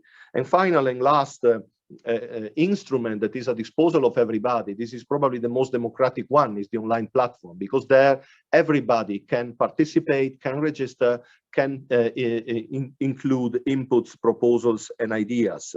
It has been mentioned that So far, we have more or less 30,000 people that have connected and are providing inputs. It's still very, very limited, but it depends on all of us. It's very important that all of us can make the best use as possible of this online platform and try to provide as much as possible proposals and ideas in a way that we can really fit the discussion of the plenary, of the working groups, of the citizens panels, because reports coming from the results of the platform are continuously prepared by, again, an external provider to all of us to make sure that the discussion can really take into consideration what are the contents that come out from the online platform. As you know, the online platform has been established around 8 teams, plus a general open box for other ideas. These teams cover more or less all the challenges and the thematic areas that are really at the core of the future of Europe. So it will be very important to make sure that ambitious proposals and ideas can be included in there. This is about the structure and the architecture and the functioning of the conference. But what counts the most, of course, is what will be the final outcome of this conference. And here, there are 2 major problems that came out in the discussion in the executive board from the 2 major institutions that together with the parliament are co-chairing the executive board and also the plenary, the commission and the council. 2 worrying messages came out. From the commission, the message was, it's very important to involve citizens. We have to make sure that everybody can participate, but please forget that the final outcome of this conference can change the work program of the European Commission. And the second worrying message was from the member states in the council, very important to involve citizens, but forget that a convention for treaty changes can come out as a result of this conference on the future of Europe. Well, colleagues and friends, if any impact on the work program of the Commission, so on policy making, and any impact in terms of treaty changes must be excluded from the really beginning, well, what is this exercise for? This is, from our point of view, the major challenge that is included in this process, even more than timing, even more than some loopholes in the functioning of the instruments for involvement. Excluding from the really beginning changes in policy and changes in treaties makes the whole exercise a bit of a trick, a bit of cheating the participation of citizens. We think from our point of view, but I know that many of you probably share this point of view, is that on policy, if we want to be ambitious about the future, we need radical change. We need radical change in our economic model to make it more sustainable. An economy at the service of people, no more and only an economy at the service of the GDP or profits. We need to make just transition real in a way that climate and the digital transformations won't leave anybody behind, and this shouldn't be just a slogan. We have to make sure that a new social contract as drawn by the ILO will really be at the core of our social market economy. And last but not least, we have to make sure that we can renew our democratic processes, making sure that citizens can really be involved in these processes. And to make all this happening, how can we do it without some at least targeted treaty changes to be considered, introducing qualified majority voting, making sure that the environment and social cohesion are really at the core of our treaties, making sure that we can reinforce the role of the European Parliament, that is the only elected institution directly by citizens in the European Union. If we exclude all these elements from the really beginning, even if they come from citizens, even if they come from organized civil society, but it's not possible to change policy, it's not possible to change the treaties, well, the risk of having a great failure and a great disappointment at the end of this conference is very high. Sorry for being so blunt and to signal and notice to all of you, to all of us, this risk. But having participated in all the meetings of the executive board and having seen the incredible fights and conflicts that still exist between the 3 institutions, well, I really want to raise awareness among all of us that if we don't make our voice loud and heard about the fact that without radical change, without changing policy and in the treaties, this conference will be a failure, well, we will not succeed. And also timing is important. I totally agree. Just to conclude on this with what was said by many others before me, it cannot be that this conference lasts just 1 year. We fully understand the ambition of President Macron to have something to be used in the electoral campaign for the presidential elections. This is absolutely legitimate. So, of course, it's important to have an intermediate result, let's say springtime next year, but then we have to continue. The discussion must continue. We need to have at least another year to continue the discussion in the conference to make sure that we can really convince the three institutions that without changing policy and without changing the treaties, well, this conference will be a failure. I think it's very important that already in the plenary at the end of this week, we will really make all together these points in a way that we can really push the three institutions that co-chair the conference to make the right choices and to give really to the citizenship of the European Union the possibility to have their voice heard. Thank you very much. Thank you to you, Mr. Valentini. Thank you so much, because I noticed 3 very important key points. Your pragmatic view about the conference, the free tools, among which the platform, we have to improve the use of platform and participate to put ideas and so on. We could improve this kind of tool. And last but not least, to continue the discussion after April 2022, because it's very important to maintain high debate on the future of Europe. Thank you so much, Mr. Visentini. And now I'd like to introduce you, Felipe Marques, judge in Portugal and president of the Network of Magistrates Europeans for Democracy and Liberties, MEDEL.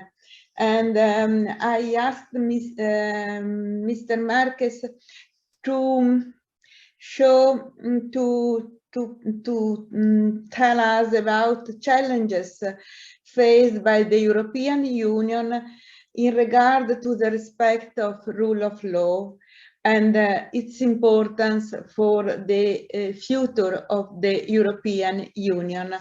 Mr. Marques, the floor is yours. Good afternoon. Thank you very much. I hope you can all hear me well.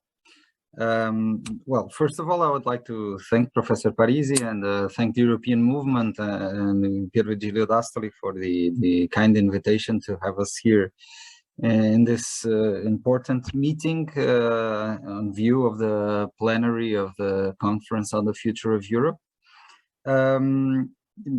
I would start by emphasizing what we have just heard from Luca Visentini. I think I could not have a better start than emphasizing his last words, which were all of this will be useless if we don't have any effective and practical results. If this conference on the future of Europe will not lead to changes in the treaties and will not lead to significant improvements in what I think we all want to be a growing and even more perfect union of all the member states. Just a quick introduction for those of you who may not be familiar with MEDEL. We are an umbrella association and European association that gathers associations of judges and prosecutors from many European countries, not only European Union countries. We right now have currently 23 associations of judges and prosecutors coming from 16 different European countries. Like I said, some of them from outside the EU, roughly representing around 18,000 magistrates from those countries. I wouldn't like to sound dramatic, but I think that the current crisis that we are living demands that I should be dramatic, because it's very beautiful talking about the conference of the future of Europe when we are witnessing Europe falling apart from the inside. what I can tell you is that these recent events that we've been witnessing, especially in Poland, but we had been witnessing them in Hungary, the fact that they turned out so serious in these recent times has a good side to it. Med8 and many other associations of lawyers and judges and prosecutors had been warning for what is happening now, at least since 2013. I remember perfectly in the first major event that European institutions organized related to the judiciary, which was the Assises de la Justice, organized in November 2013 by the then Commissioner of Justice Viviane Reding in Brussels. Med8 presented a report focusing on what do we mean by rule of law in the European Union, what are the common rules of rule of law in the European Union, and how is it possible that in an ever-growing political union, we wouldn't have any clear rules on what should be the minimum standards for rule of law. Unfortunately, time has given reason to all of those, like Med8 and other associations, that were demanding some attention for this problem. The EU, and this is an important point for the conference on the future of Europe. We may be discussing a lot of things, but the bottom line is, if we don't have the respect for the rule of law, we won't have any European Union. We may be discussing the rights of LGBTQI. We may be discussing trade unions, labor law, working rights. We may be discussing the green agenda for the next 10 or 20 years. But all of that will just fall short if we don't have respect for rule of law in the European Union. And unfortunately, what we have been witnessing, especially in these last 2 to 3 years, is a complete challenge of basic, we thought and we believed until some years ago, some basic and commonly accepted principles on the independence of the judiciary, on respect for minorities, on the respect for a free and independent media in many countries. And if we don't tackle these issues in this conference for the future of Europe, all of the rest that we may be discussing will be seriously compromised. And this is the message that in this panel about the conference on the future of Europe, I would like to leave. If this conference does not tackle in a serious way the problems of rule of law, and if we don't manage to find solutions for the serious breaches on rule of law and those who do not respect basic principles of rule of law, we will not be doing a big favor to the European Union and to its future. Rule of law is a cornerstone of any democratic state, and rule of law is a cornerstone, basically, of any institution. Let us put aside the formal and juridical name that we could give it, as the European Union is. We are seeing now maybe what we could classify as one of the biggest structural revolutions in the European Union.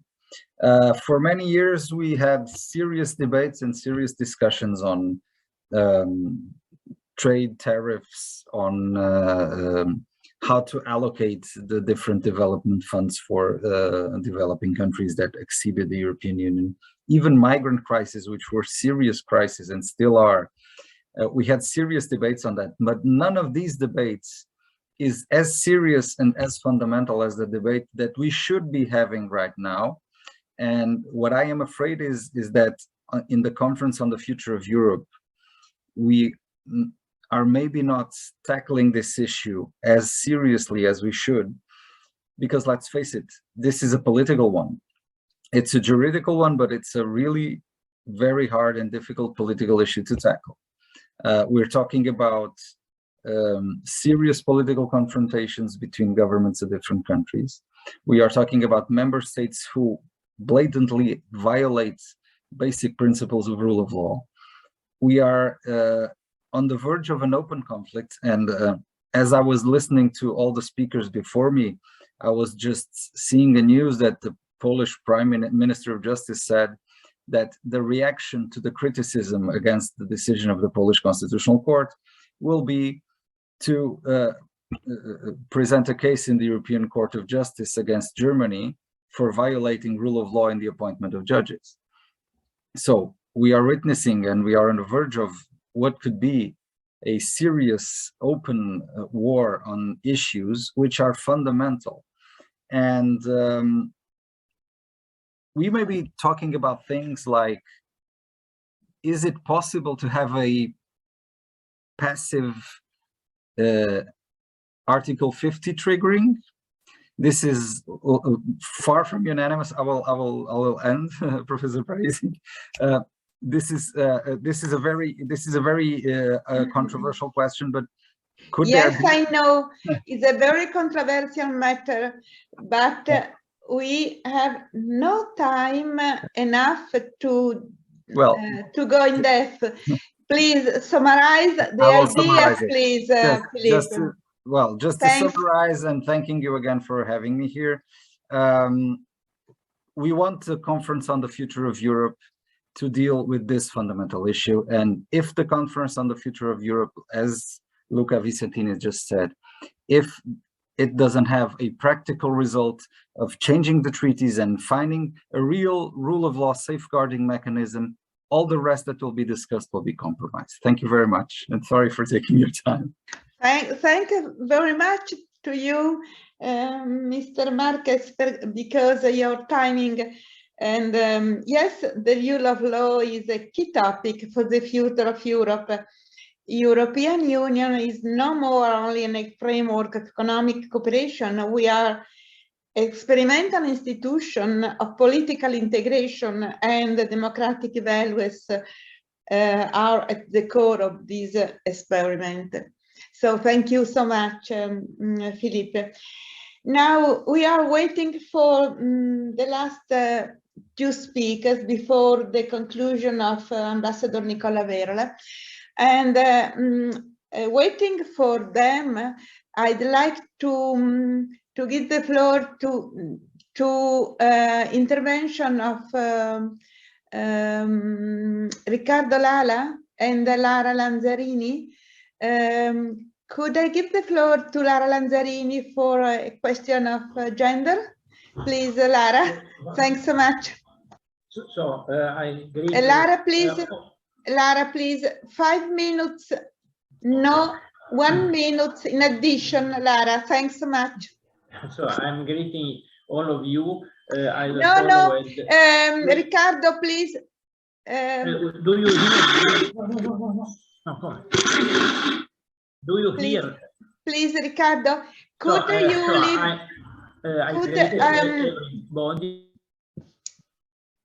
So, Riccardo, I give the floor to Lara Lanzarini before you, please. Could you wait for your... Thanks so much. Lara, please. Okay. Thank you very much for your invitation, and thank you to everyone. It was a very interesting debate. And I just want to add something on the Mediterranean dimension, and to say that the Convention on the Future of Europe could represent a good opportunity for Italy and also for the Mediterranean countries.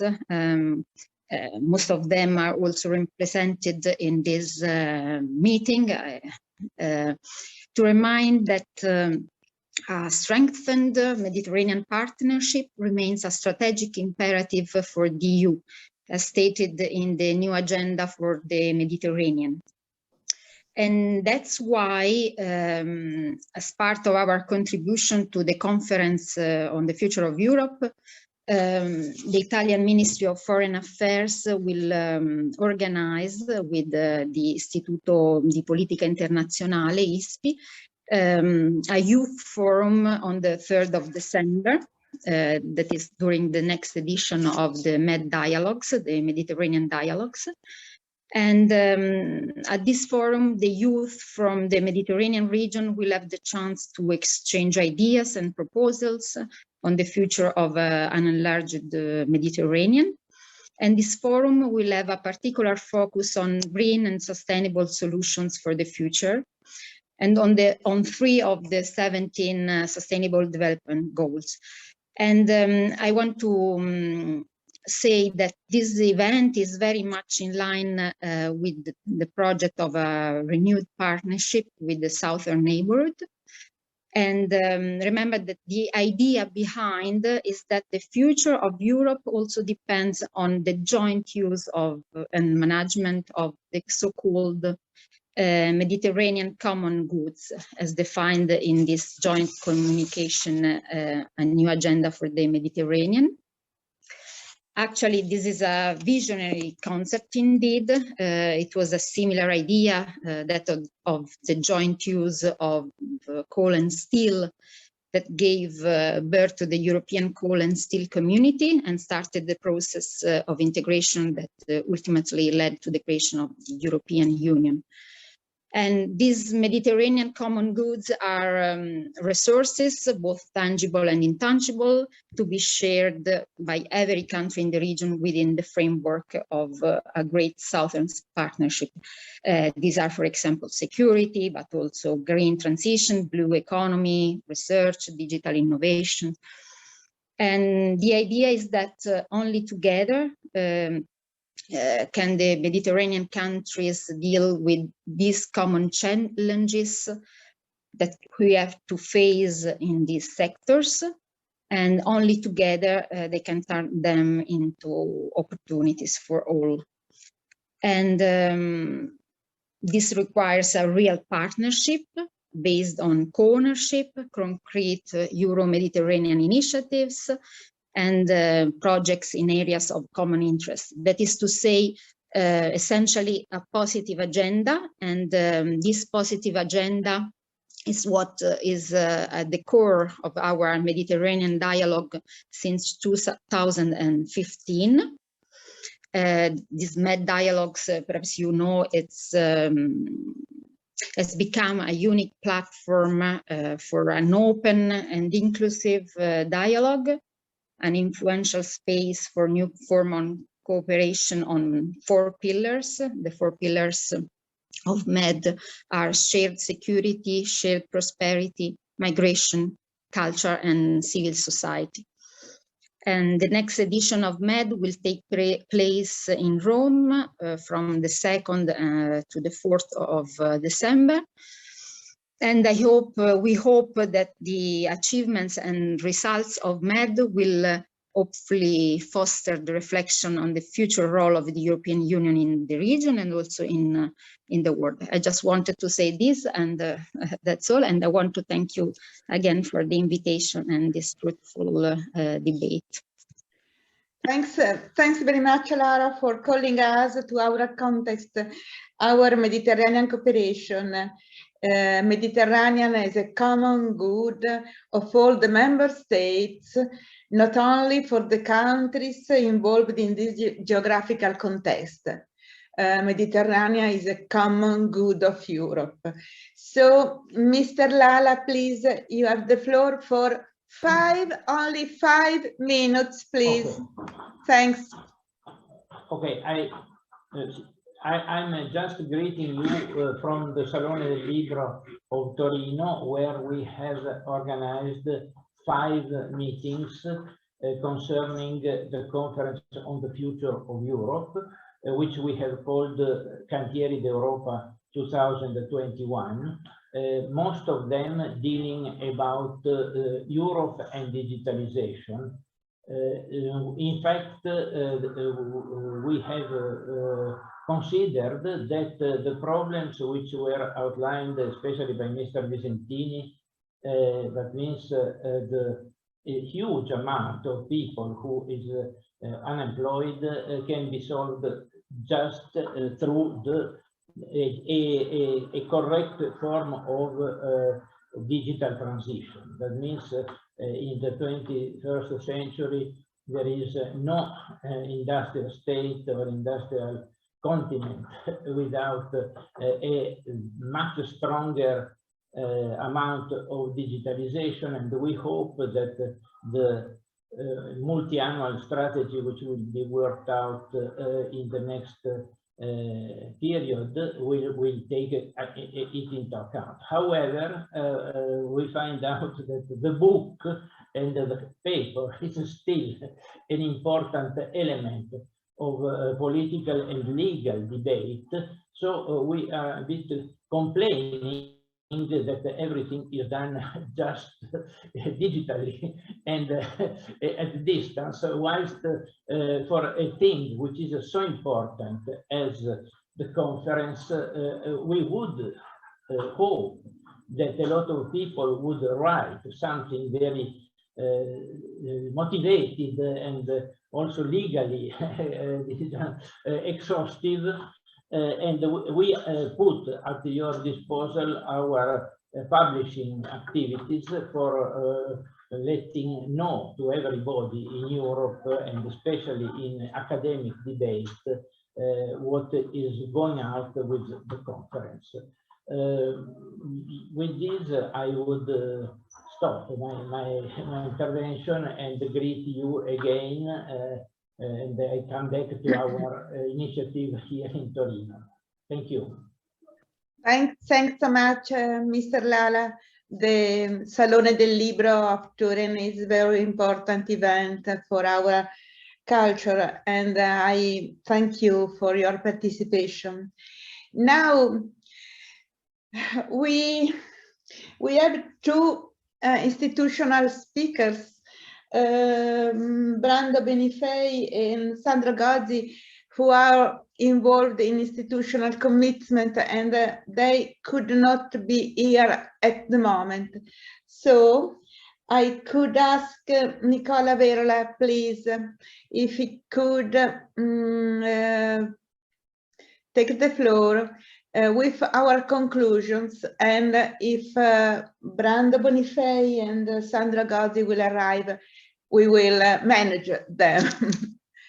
Thanks, Ambassador Nicola Verola.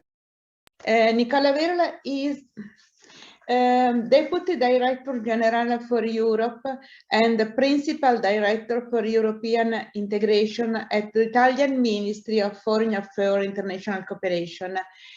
Please, Verola, the floor is yours. Thank you very much. Thank you very much. Well, actually, I don't have the ambition to draw conclusions from this very interesting debate, but I will try to make some remarks drawing from this very interesting debate. I think that three aspects are worth mentioning. One is the scope of the conference. Second is the relevance of the conference. And the third aspect I would need to touch upon is the legitimacy issue. As far as the scope is concerned, now we know what the conference is not. We know it's not a convention. It's not an exercise to overhaul the treaties and the union setup. We don't know exactly what it is, though, because it's quite a hybrid. This stems from the very way in which, let me chronometer my intervention, so I stop before you you take the microphone from me. We don't know exactly what it is because of its hybrid nature, and because of the way we got to this decision about convening the conference. I don't have to recall the story, the proposal of the European Parliament, the confidence vote to President von der Leyen, etc. So it's a hybrid in which we have an intermingle of elements of direct and representative democracy. The bottom line being that this exercise aims at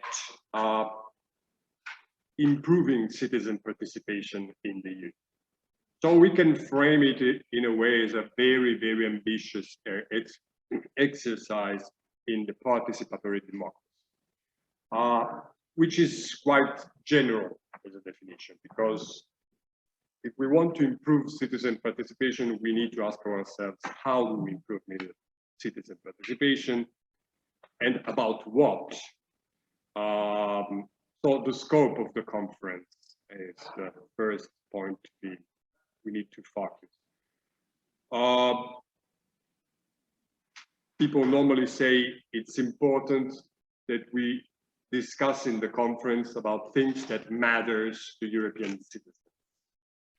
I'm all for, but it's not always straightforward and not always maybe sufficient, because you have to present the topics for discussion to the citizens, and you have to ask yourselves whether other things could be important to be discussed that are not, how could I say, palatable for public discussion. So for the moment, I don't think we should preempt what exactly is to be discussed. There's been much discussion in the executive committee, notably whether treaty changes should be in the mandate of the conference.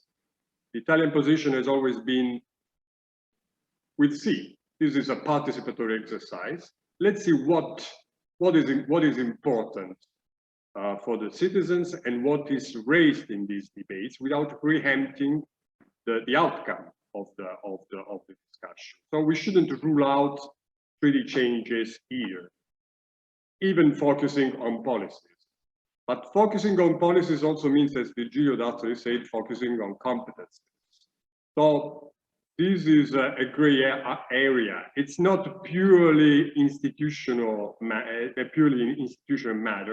but it has something to do also with the treaties, because the union's competences are enshrined in the treaties. So we'll see how it goes. We'll see what will be discussed and raised. We have, of course, 9 clusters of issues that need to be discussed, but we shouldn't.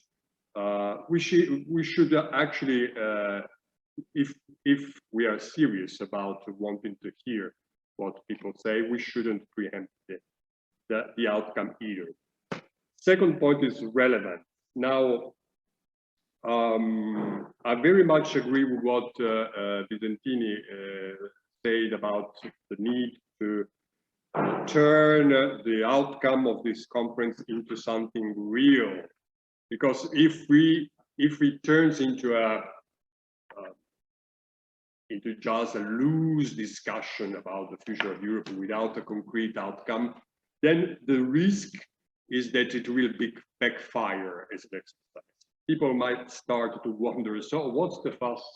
What is this fuss all about? Why do you convene such a wide exercise? No avail, basically, because there is no concrete outcome. So this is something that should be seriously taken care of.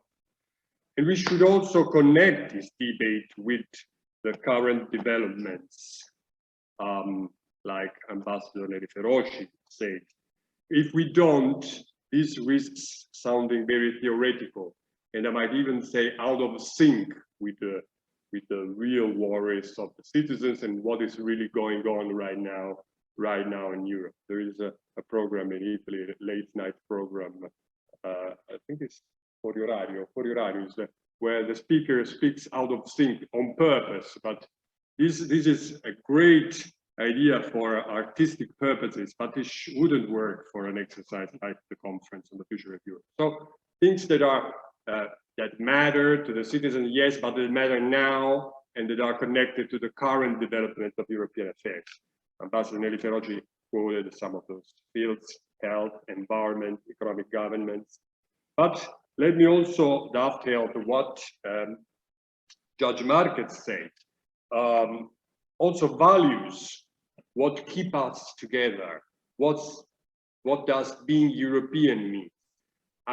To be honest, I'm not sure that the rule of law could be discussed technically in these formats, because it's extremely complex issue from a legal point of view. But I'm all for discussing about values and what keeps the European together, what makes Europe. Last point. Okay, I'm almost in time. Legitimacy. Now, last point, legitimacy, because this is probably the key. Participation is of the essence if this exercise is to be a success. Which leads me to agree with what Mr. Bartoncini said about timing. Probably 1 year is too little for this exercise. As Ambassador Enrique Roche said, we are starting now to organizing events thanks to the scientific committee and the organizatory committee, and that we probably would take more time to organize the whole array of meetings and events that we need. Secondly, the tools of the participations are extremely important. I agree that platform is key for the success of this conference, but also participation in the platform. And also events like this conference today are very important, but also it would be extremely important to have as many transnational events as possible, because this would be the real added value. Last point I want to touch on the legitimacy is procedure. These are extremely important. We cannot discuss those issues here. I agree that the substance of the policies is what matters to the citizens, but we know that the procedure to which the word that you use to draw the gist of the debate are extremely important. So I just will mention very briefly that I agree with Professor Aldeco about the risk of capacity and about the need to provide a real role for the plenary of the conference. Conclusions, let me conclude on a note of optimism. Of course, we need to manage expectations of this exercise. We want to revolutionize the European Union through the Conference on the Future of Europe, but we have a precious opportunity to re-energize the debate on the Europe, on the European policies and the European mechanisms, and to involve the citizens. And maybe, and this is a hope we have, is also maybe creating the infrastructure for a real and dynamic and vibrant European political discourse and debate, of which this conference is one example. Thank you very much. Thank you to you, Ambassador Verola.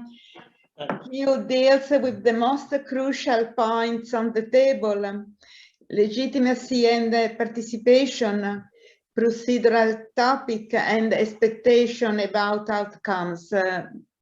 These are the core of our workshop of today. And now I am very happy to give the floor to Brando Benifei, that he is able to participate in our meeting, and I thank you so much for having time for us. Since July 2019, Brando Benifei is head of delegation of the Democratic Party in the European Parliament. And now he is a vice president of the European Movement International, and he is also president of the Gruppo Spinelli Group. So Brando, please, the floor is yours.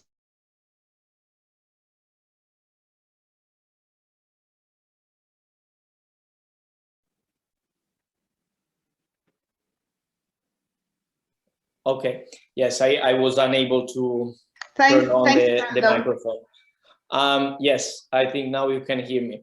Thank you, first of all, to the Movimento Europeo and the President D'Astoli for having invited me at today's discussion, as well as the Foreign Affairs Ministry for this kind and precious collaboration, and all the other organizers, our European Parliament office and everyone else involved. It's a true pleasure to have the opportunity to exchange our views on the Conference on the Future of Europe in a panel together with such a distinguished guest, especially on the week of the conference plenary session, which is taking place this Friday and Saturday.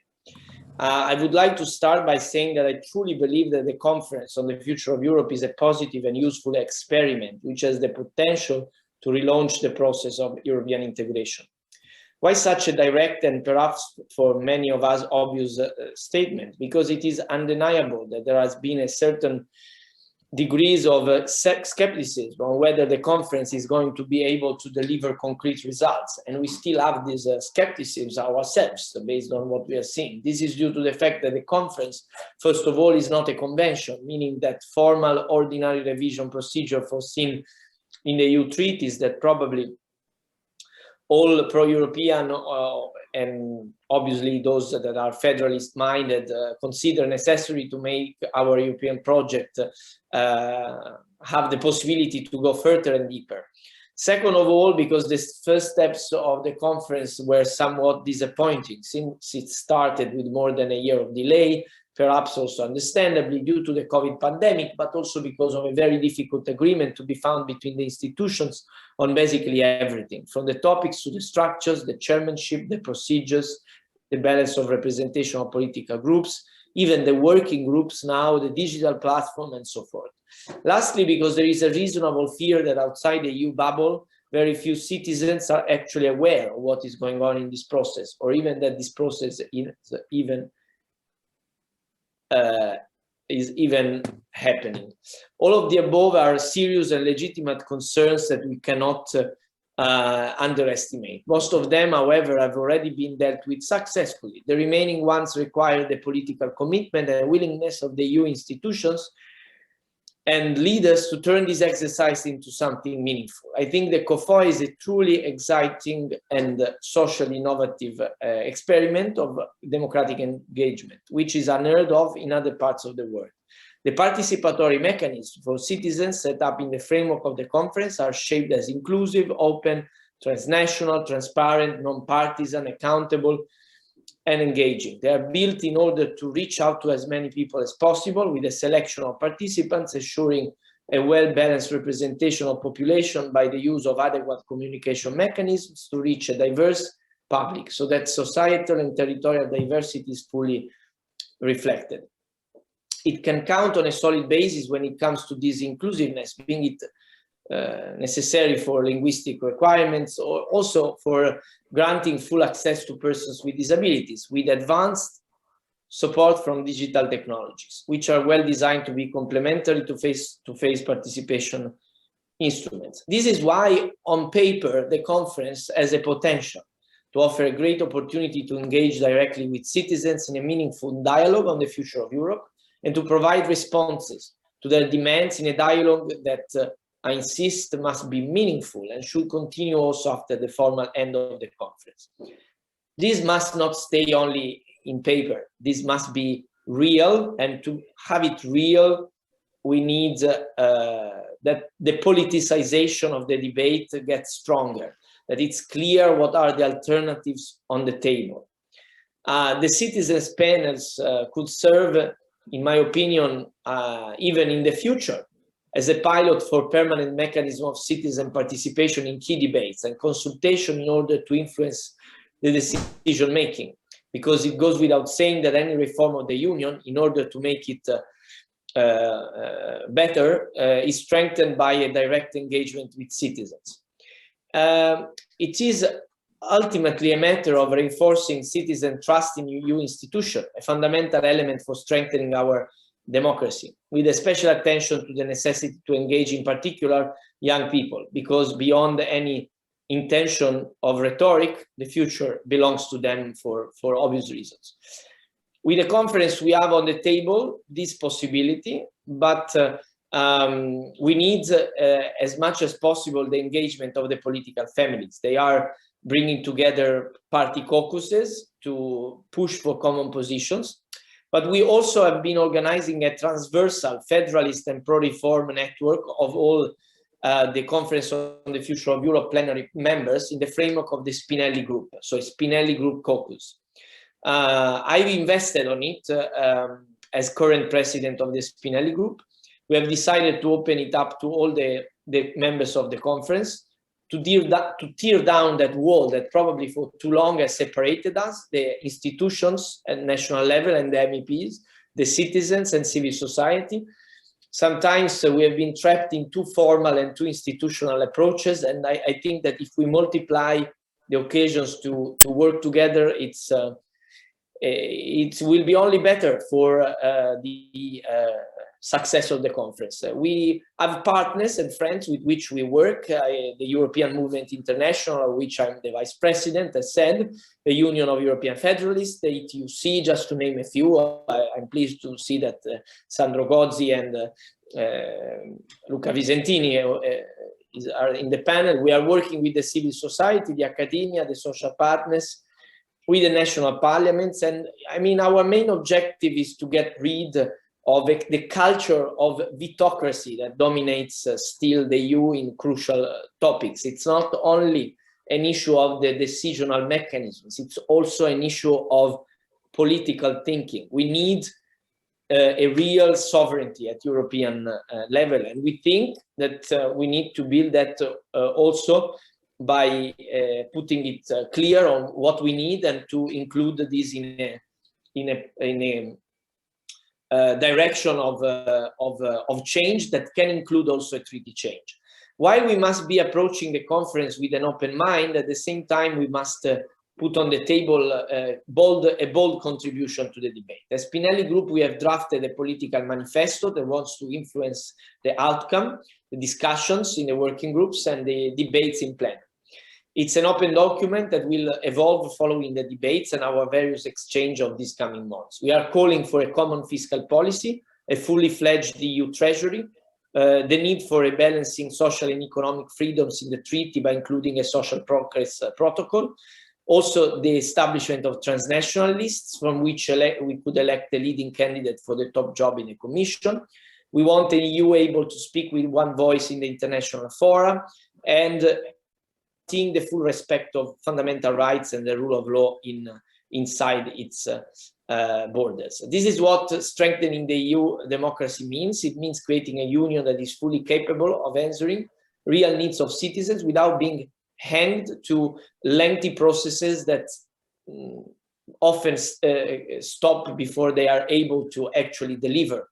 Think of how many conclusions of the European councils in these last years were only in paper and didn't really realize anything. Things have changed with the pandemic, with the reaction to it, and we think that the conference must go down this road.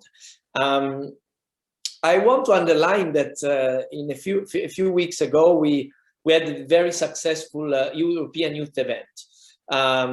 The conclusions of this event that also contributes to the conference are surprisingly well focused, very ambitious and broad, clearly calling for a further integration and extension of common competence for the EU in crucial fields such as the health, the protection of the environment, and the social sustainability agenda, on corporate social responsibility, on civil and social rights, and respect of rule of law, and the need for a greater role of the EU in the world. So they are quite close to our sensitivity also as a Spinelli Group. These are positive and encouraging signs that we should be able to include and convert into clear recommendations with the work in the working groups, which thanks to the recent agreement with other institutions will be able to draft conclusions in written form, clearly the best way to facilitate an ambitious and fruitful discussion in the plenary.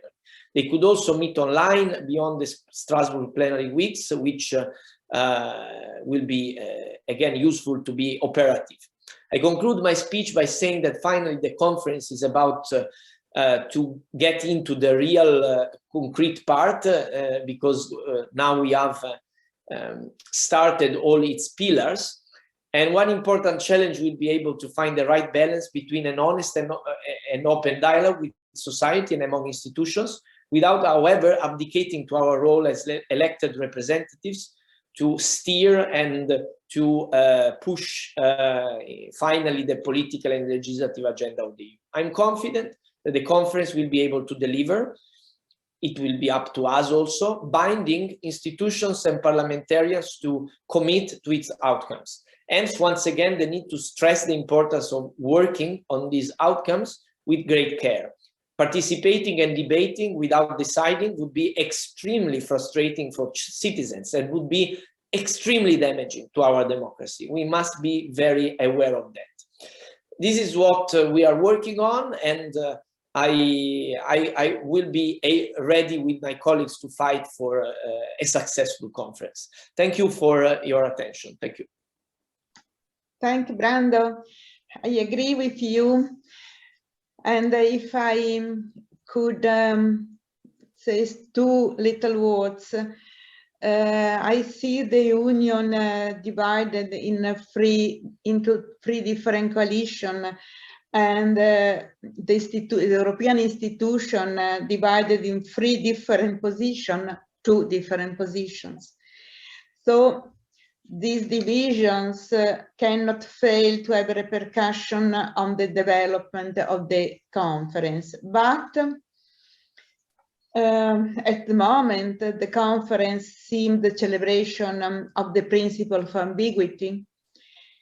It does not clarify the role of conference, what results it should achieve, but the massive participation of civil society can help determine which direction we will go after spring 2022, as Brando told us.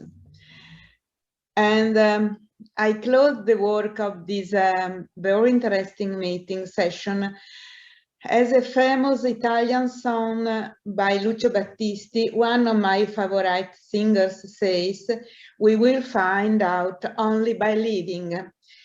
Lo scopriremo solo vivendo. Id est participating and participating in conference. So we will see tomorrow, and we ask all domestic delegations to deal with individual position tomorrow in the next session of our work. Please participate in next meeting with individual position about all the topics involved in the discussion of today's meeting. Thanks, and have a good night. Bye-bye. Thank you very much. Bye.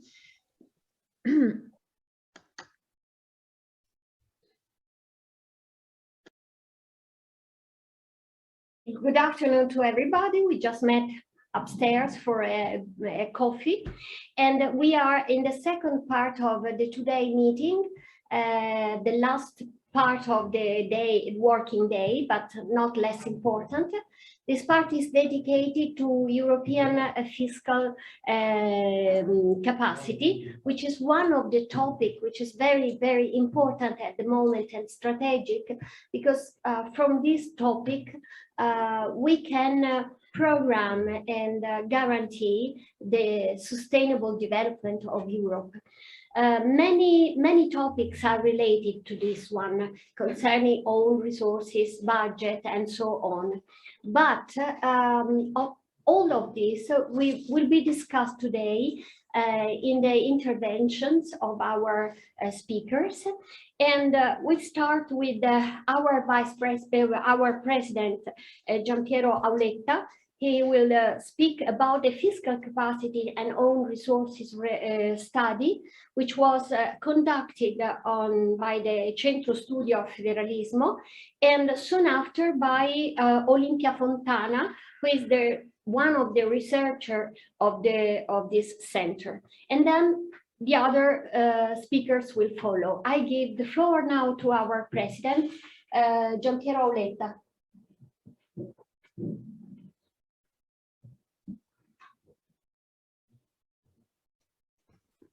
Yes, thank you very much. Good evening to everybody. Just a brief introduction to the very interesting paper by Fontana and Gasparo about the European fiscal capacity and new own resources. We need a stronger European Union that needs to evolve always more towards a federation. This is to promote the security and the prosperity of European people and to increase global cooperation towards peace, stability, and fair growth. In the strengthening process, it is crucial to keep the Union with financial autonomy, fiscal capacity, and new genuine own resources. The issue of financing the European budget has been at the center of the debate on the reform process for some years. Discussion concern not only the revenue side of the budget, but also the expenditure side. On the revenue, the GNI based on resources finances about 2/3 of the European budget.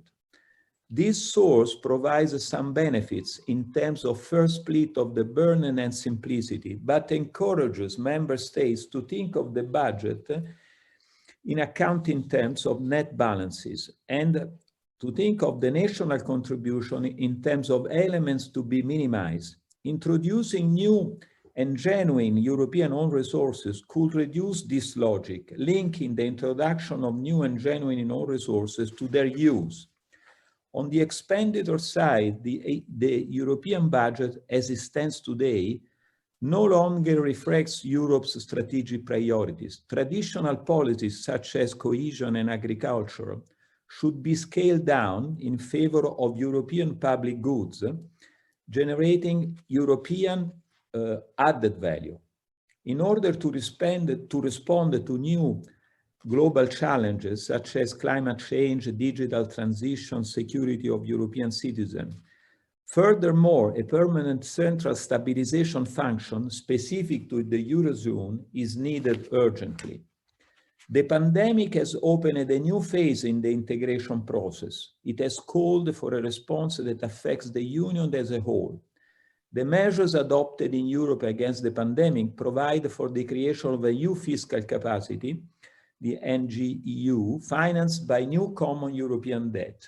This debt would be paid through the gradual introduction of new European own resources, necessary to prevent a future increase in national contribution and giving the unique opportunity to promote authentic fiscal capacity and autonomy to the Union.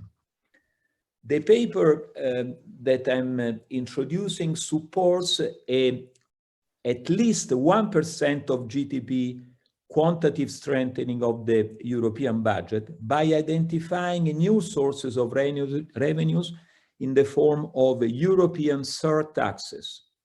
The criteria used has multiple objectives. Involve those sectors that present negative externalities, meaning harmful consequences for societies, especially the sector of gambling, cigarette smoking, CO2 emission, and tax avoidance have been identified.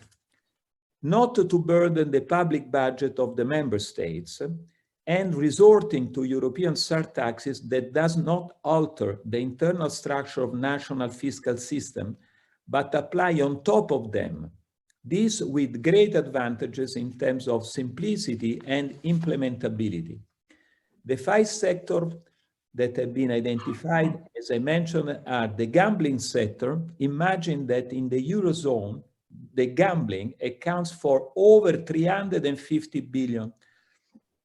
And with just a 10% surtax on payouts could be generated over 25 billion of revenues.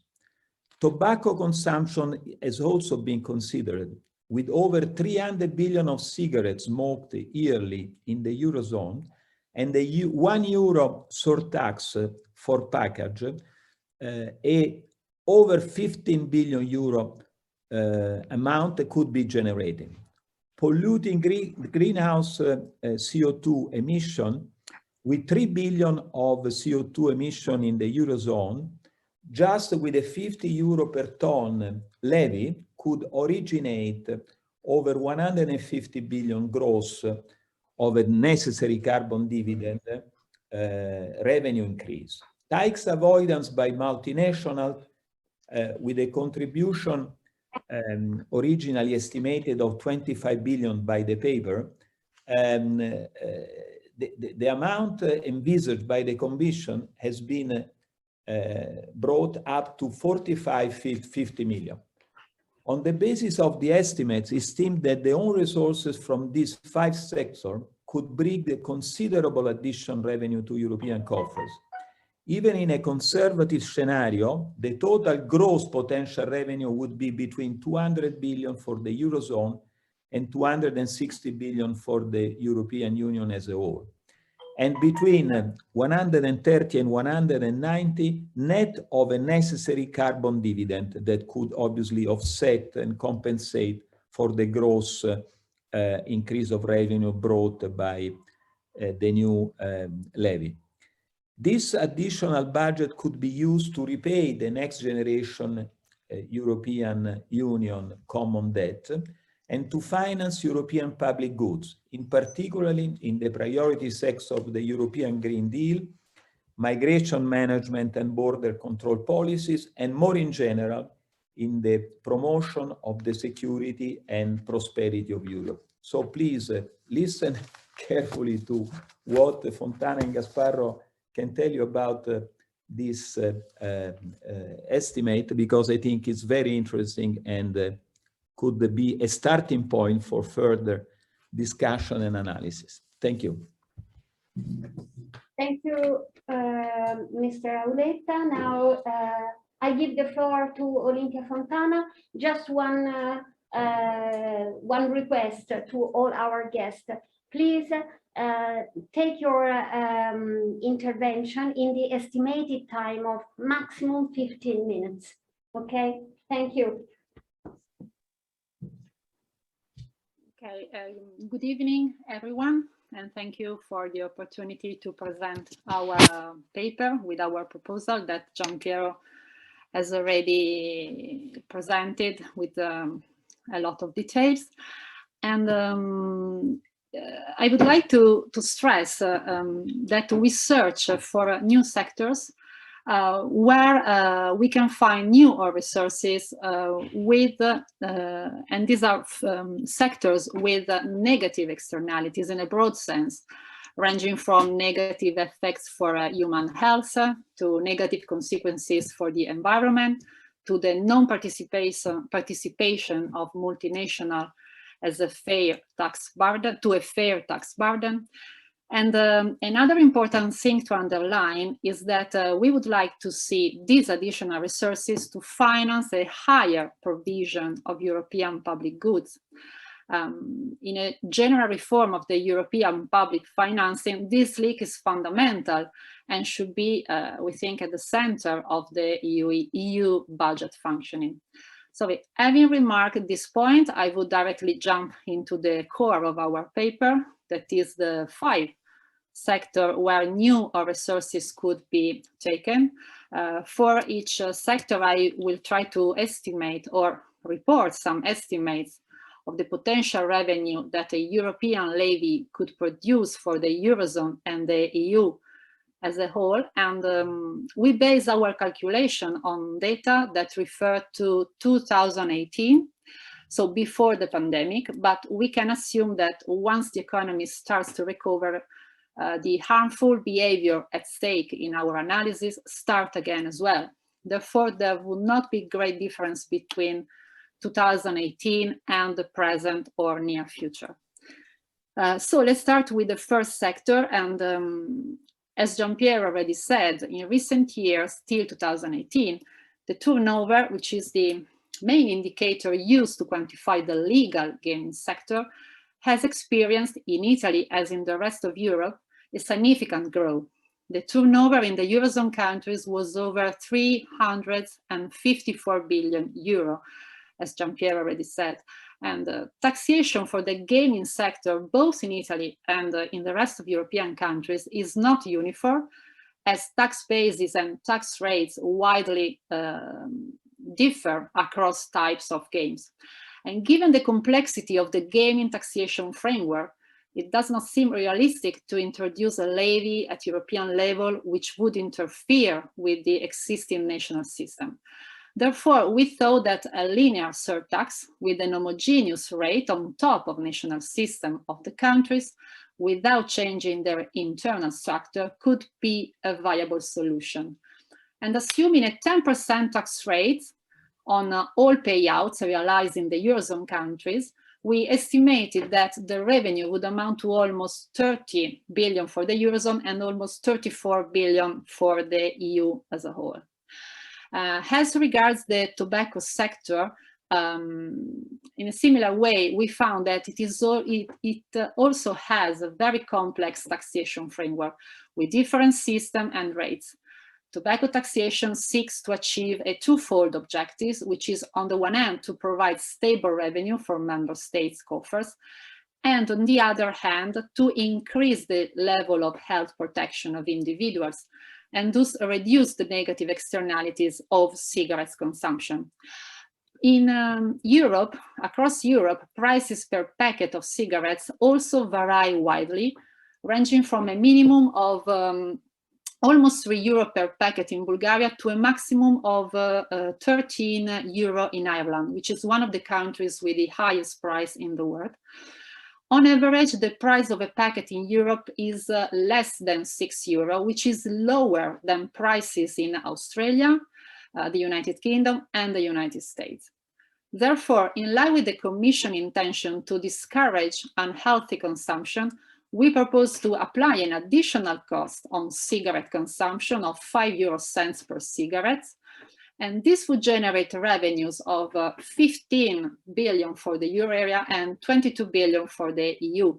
And even after the application of this European levy, the average price in Europe per packet would remain below that of the most ambitious countries in terms of tobacco taxation. And now let's turn to to CO2 emissions, because the EU has been working for several years to combat CO2 emissions, which are largely responsible for global warming. And this commitment has recently led to the launch of the long-term plan, the European Green Deal, which will make, hopefully, the EU the first carbon neutral continent with net zero emission by 2050.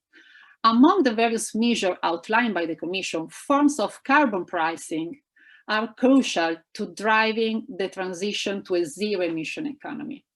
And this is basically a problem of getting carbon prices right through the application of a tax rate on fossil fuels based on the amount of CO2 produced during combustion. At the EU level, only the industrial sector and power plants are under a carbon price regime, that is the emission trading system, which is basically a mechanism meaning that plants have to pay more the more they want to pollute. And the critical aspect of the ETS is the partial coverage of emissions, since part of the right to pollute are given for free to operators most at risk of relocating to less environmentally friendly jurisdiction. That is, they are at risk of carbon leakage.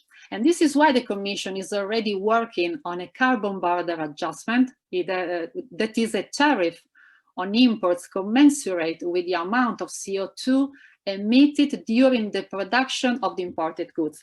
In few words, if you want to relocate abroad to countries with low or no carbon pricing, you have to pay a sort of import tax if you want to sell your production to Europe.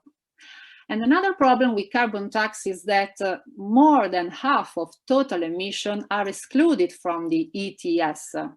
In particular, those emissions from agriculture, transport, construction, and residential sector. In this sector, it is up to member countries to decide whether to apply or not carbon pricing as an environmental protection measure, as well as a source of tax revenue. So the carbon pricing system in Europe is complex across sectors, across countries. Therefore, while maintaining the existing ETS infrastructure and national preferences for a carbon tax, we propose on top a carbon price at least of 50 euro per tons of CO2, apply to both emission within and outside the ETS. And this price should be seen as a starting point to be gradually increased in line with the value proposed by the scientific evidence. Based on Eurostat's data of 2080, we could have total revenue, huge total revenue of 149 billion for the Eurozone and of 194 billion for the EU. And this amount could be further increased by another 21 billion euro coming from the carbon border adjustment at the frontier. And this total revenue could be partially kept by member countries in their national budgets in order to finance compensation measures that would be necessary to alleviate forms of resistance, such as the Gilets jaunes movement we have seen in France in 2018 because of the regressive nature of a carbon tax. And these compensation measures could take the form of a carbon dividend distributed to citizens according to their wages. For example, in Italy, we can imagine a tax credit to people with an income between 8,000 and 26,000 euro per year. And then let's go to tax avoidance, because in this sector, we have recently seen great progress. As we know, multinational corporations are able to shift profits to tax havens in order to reduce their income tax base. And we know that many of these tax havens are in Europe. According to the Tax Justice Network, the effect of such tax avoidance on Italian fiscal revenues causes a loss of revenue of approximately 4 billion euro and of 21.6 billion euro for the euro area and 23 billion euro for the EU. Last week, the OECD announced an agreement on a minimum tax that has been reached at the global level. And this is a very important result because it would make multinationals pay their fair share on taxes, regardless of the jurisdiction in which they operate and make a profit. Although this comes at a rate of 50%, which is lower than the rate that was originally proposed by the US administration after Biden became president, that is 21%. However, a minimum tax at 15% will come into force in 2023 and even at European level. According to preliminary Commission estimates, the minimum tax at 50% would provide European countries with a total of 48 billion euro, of which 2.7 to Italy. And we can assume that at least half of this amount, that is 20-25 billion euro, would flow to the European Union budget. And finally, the last sector we consider is the financial sector. Therefore, we are in favor of a financial transaction tax.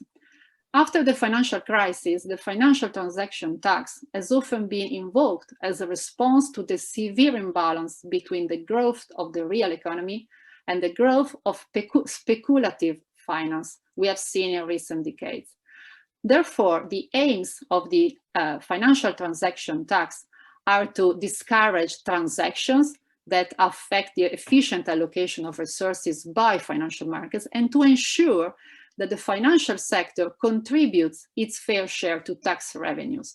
At European level, we had an enhanced cooperation that has been pursued by a group of willing member countries, Italy included.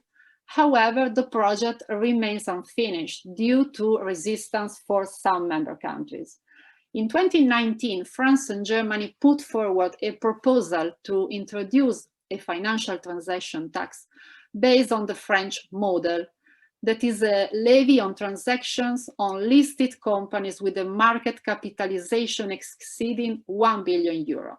We prefer a financial transaction tax like the one proposed by the European Commission, that is a wide-ranging tax with a rate of 0 point on share and bond trades and on 0.01% on derivative transaction. And we report estimates provided by the Austrian Institute for Economic Research, WIFO, under both a conservative and an optimistic scenario. And a tax as the one proposed by the Commission could give potential revenue to around 58 billion and 34 billion, according to a more or less optimistic scenario. In conclusion, according to the estimates provided in our article, the own resources we identified would bring considerable additional revenue to European coffers. Of course, last but not least, the political issue, because it would require the unanimity decision on each single proposal to allocate those revenue at the European level. But without additional own resources, the EU will ask member countries to increase their national contribution, because first we will need to repay the debt service on the common debt necessary to finance the next generation EU, which is between 15 and 21 and 29 billion euro per year. And then if we want to finance more European public goods, that is, if we want to be big on big issues, then we will need a bigger European budget. Thank you very much. Thank you to you, Ms. Olympia, and it was very good, the illustration of your study, and in time, I mean, in the time scheduled. Thank you again for this. And now we pass to the other speaker, Mr. Mario Baldassarri. He was our Vice Minister in the Ministry of Economy, and he was member or elected senator in our parliament. And now at the moment he is president of Centro Studi su Economia Reale. So I give the floor to Mr. Baldassarri. Speriamo che arrivi. Thank you very much for the invitation. It's a good occasion to share views. Since I have 10-15 minutes, let me give you, as a premise and conclusion, my view on the conference for the future of Europe. My view comes from a theorem and a lemma. The theorem is there is no future for Europe but a federation of the United States of Europe. This is the theorem. And the lemma is obviously trying to answer, but when, with whom, how we can build this target. The lemma, my lemma is when, tomorrow. With whom? Whoever is ready to start, taking into account that Germany, France, Spain, and Italy, altogether 4 countries over 27, with all the respect for the other 23, obviously, but 4 countries make 75% of GDP, 70% of population, and so on and so on. So this is my premise and conclusions. Now, as an economist, mainly as a macroeconomist, I have to remind myself that maybe 300 years ago, economic theory made very clear the question of public goods. What are the public goods? It's very easy. Whatever market cannot produce by itself. So this concept of public goods obviously started with security, foreign policy, high technology, research, basic research, and so on. Major infrastructure, both material and immaterial. Now, if we take these 5 goods, public goods, what I'm going to say since maybe 20, 25 years ago in many books, in many seminars, is the following question. How we face, from one side, public goods needs and sovereignty,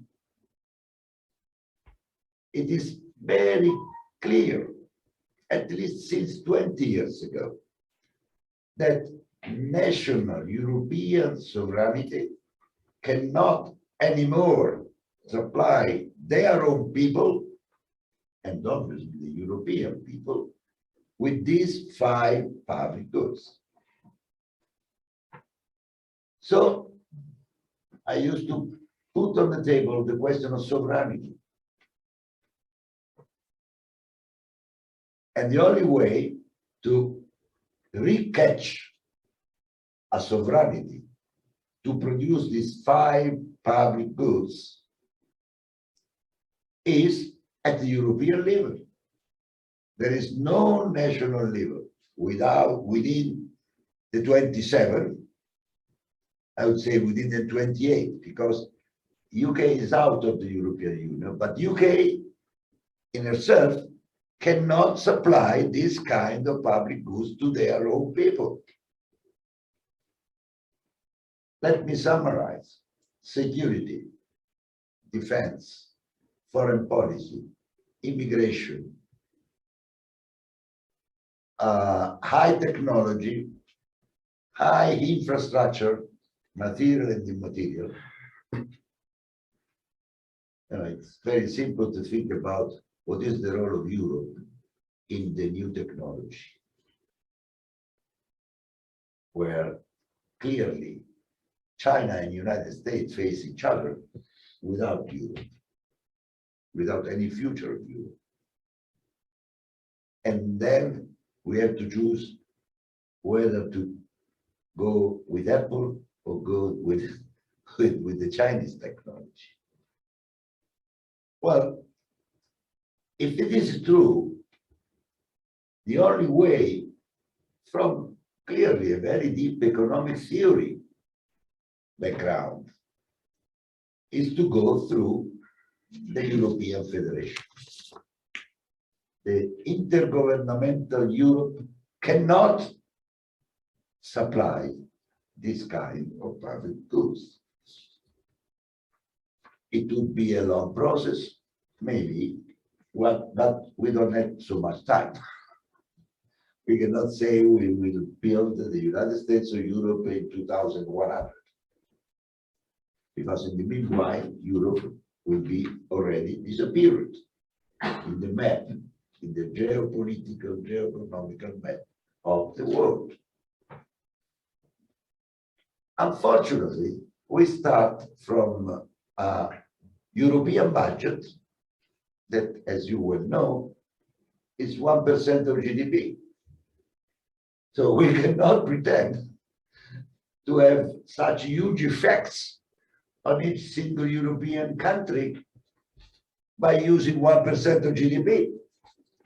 This is the ordinary budget. And furthermore, that budget is in balance, with no way of having deficit and debt. And third, is financially covered by national transfers. Okay, so the single state has to transfer money to the European budget.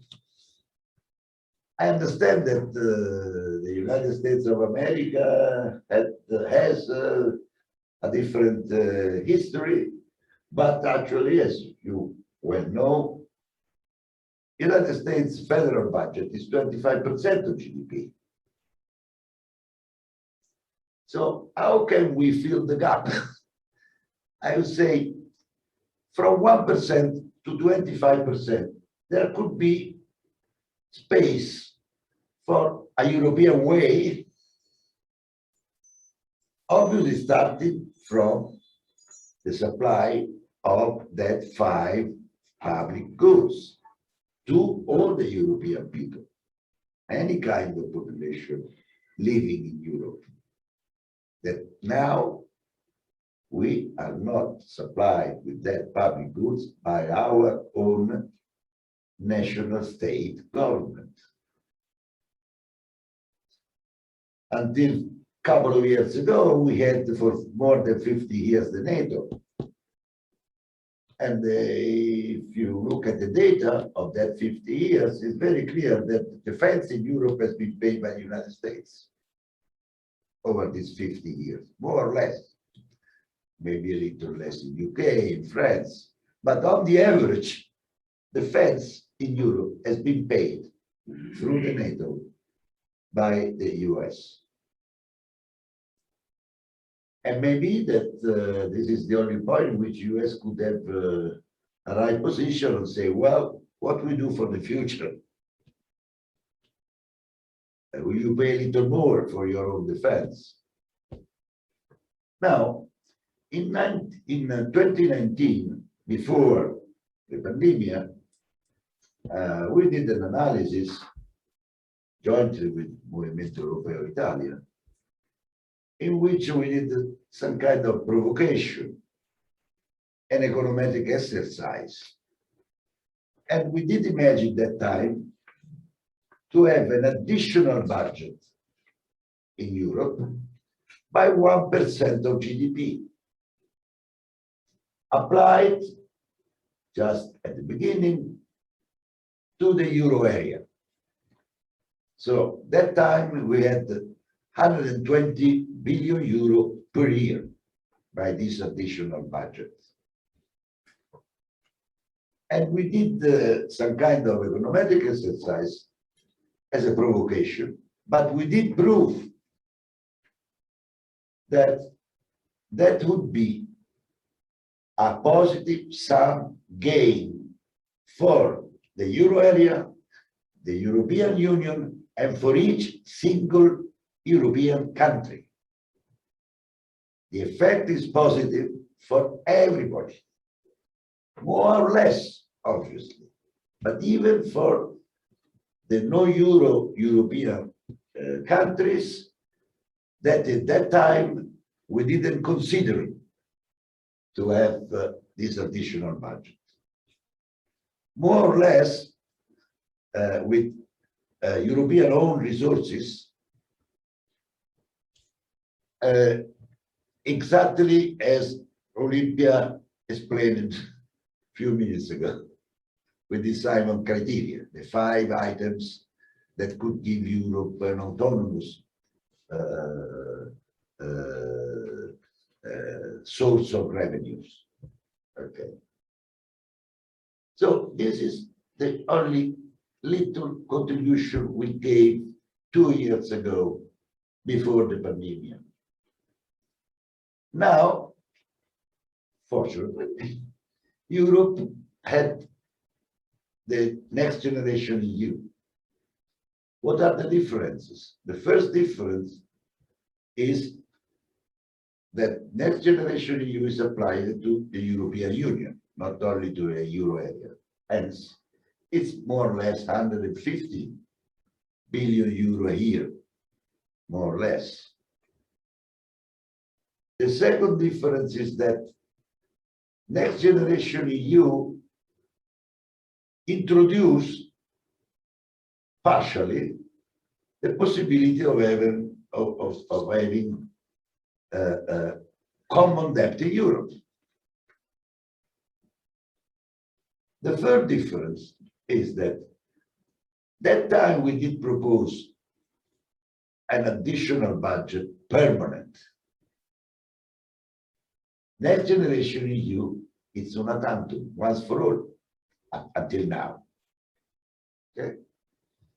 So through the next generation EU, even considering, you know, the small results we had a couple of years ago, I did revise that analysis in the last 2-3 months. I'm going to publish the result of this coming November, updating that kind of study, simply updating, to prove that again, it's a positive sum gain. The real issue within the conference, but I would say outside the conference, much more important. I mean, to the people of Europe, to the different national states, is how to make everybody understanding that building a new Europe, a new federal Europe, with the prospect of United States of Europe is a positive sum game for everybody, for any single country. Even because, let me say this, the results we had 2 years ago are therefore an underestimation of what could be produced by a next generation EU permanent, which is more or less, again, 1% of GDP, in top of 1% of GDP of the ordinary European budget. So we will go at around 2.2% of GDP, far away from the 25% of the United States, but at least a step forward. At least a step forward. Let me conclude inviting everybody to think about what is the alternative. What is the alternative of this route? I just define a route. There is an alternative to this route. Yes, there is. The total dissolvence of Europe in the 21st century. No weight for Europe in the geopolitical and geoeconomical map of the 21st century. And being Europe, a huge, maybe the most important consumer market of the world, with no political power, with no economic power, with no power in research, technology, information, and so on. This is the real alternative to the prospect of having a federation path. I wouldn't say the bad word of United States of Europe. Sometimes, many times I was told that it's a utopia, other times it is a bad word in Europe. The utopia is very urgent, and the bad word is a very, very good word if we are so honest to understand that the real alternative is the dissolving of Europe. There is no way, even for the big German, even for the UK or South Europe, it's their own decision. Even for France, we can imagine about Lithuania, Latvia, or Luxembourg, Ireland, Netherlands, taking into account that Ireland, Netherlands, and Luxembourg, they have very, very high GDP per capita, twice, 3 times the average of the Euro area and the United and the Europe Union,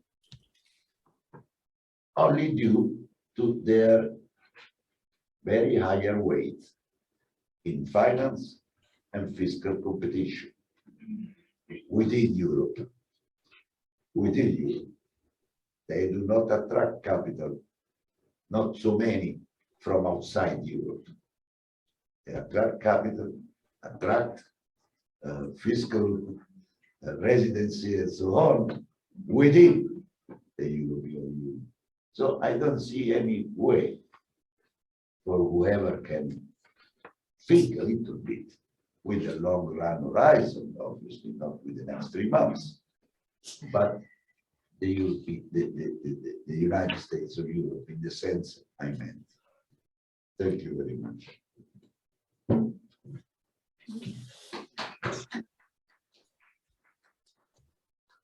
Thank you, Mr. Baldassarri. You very clearly connected the necessity of public goods, the necessity of having supplied by European Federation, because national member states cannot afford the expenses, but also at European Federation, European level, the budget is not enough. No, not cannot afford expenses. No, Cannot afford it all. all. And the European budget is not enough. And so we have to make a very deep consideration about that. And besides, the alternative would be a really disaster, considering we are in the middle of the point where we have to go ahead, or if you stand there, we risk really seriously. So we have another guest now, and he's Professor Guerrieri, and he is a member also, he was a member of the Italian Parliament, and also he was a member of the Economic Budget Committee in the European Policy Committee at the Italian Senate. He also was consultant in many European international institutions like OECD, World Bank, etc. So I give the floor to the professor.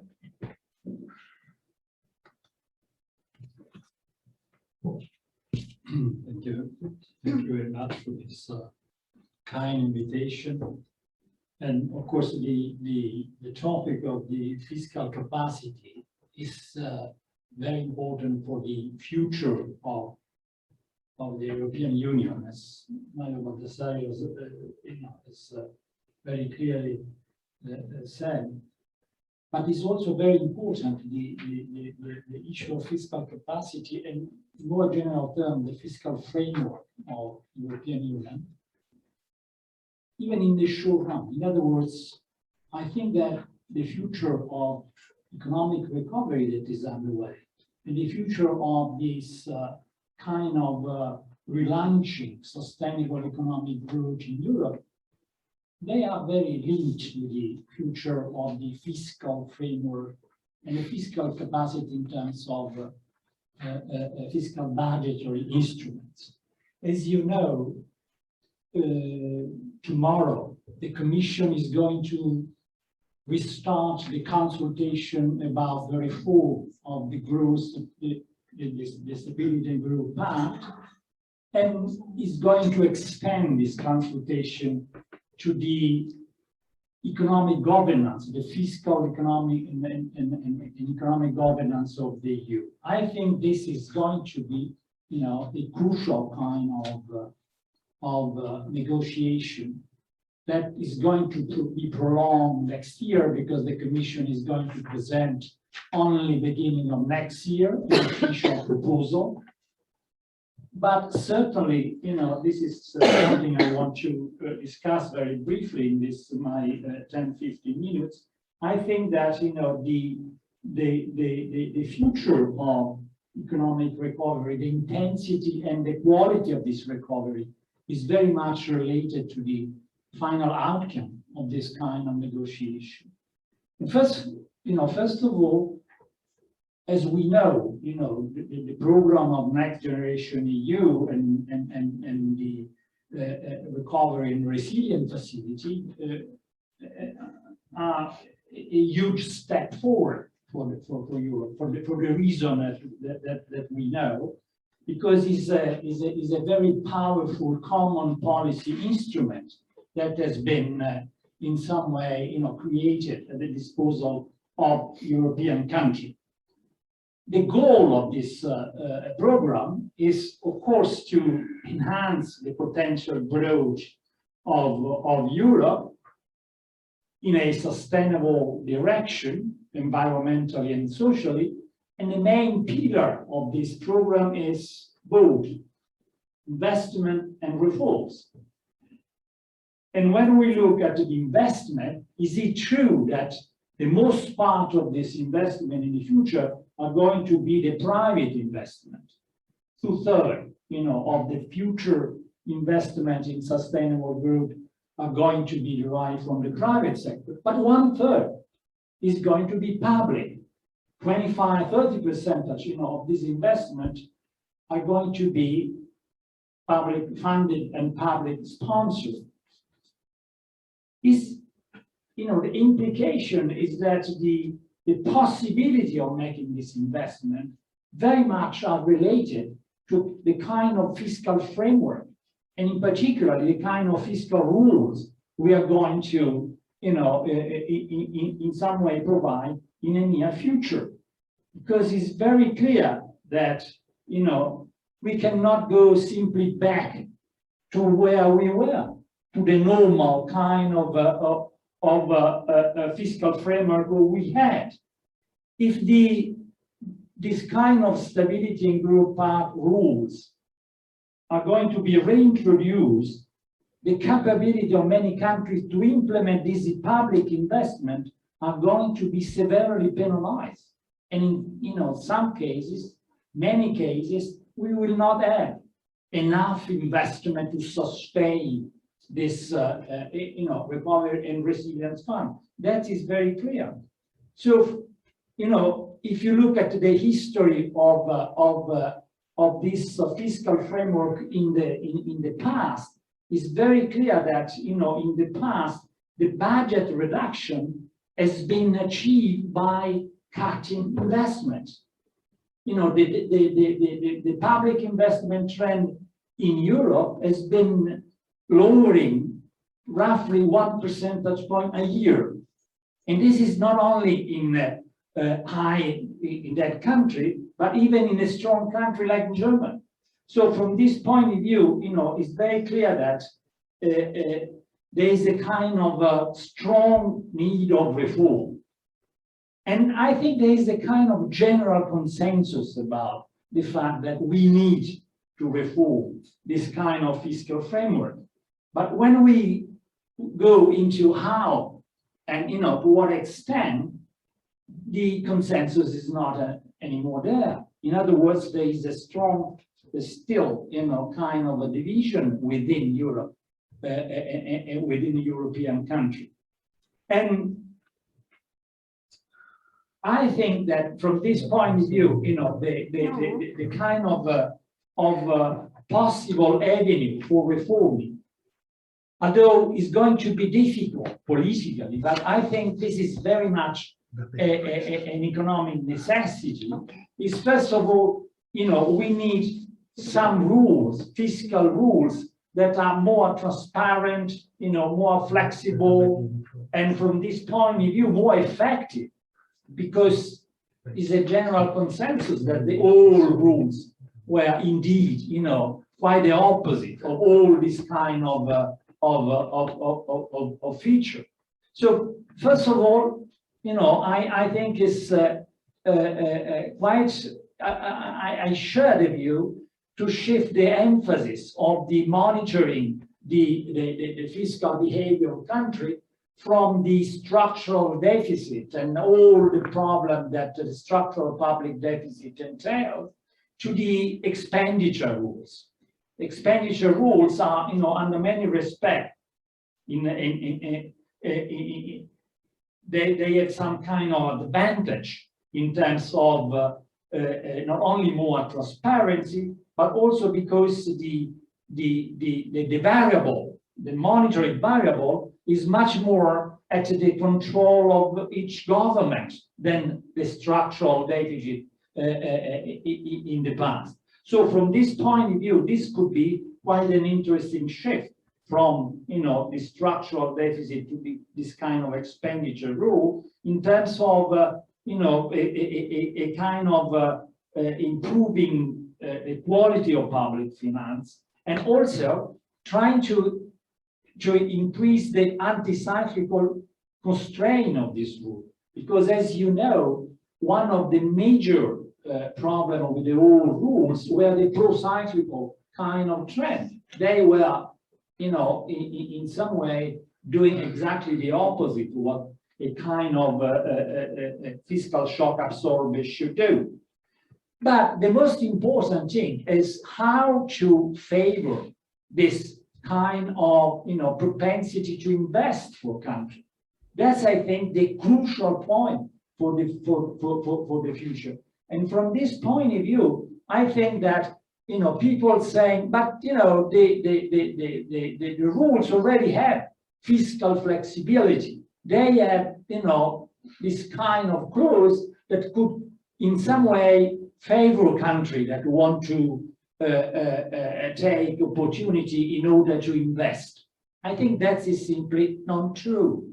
In other words, if you look the quantity of the escape clause for investment in the whole paradigm, this is indeed not adequate at all for the future, green and digital investment.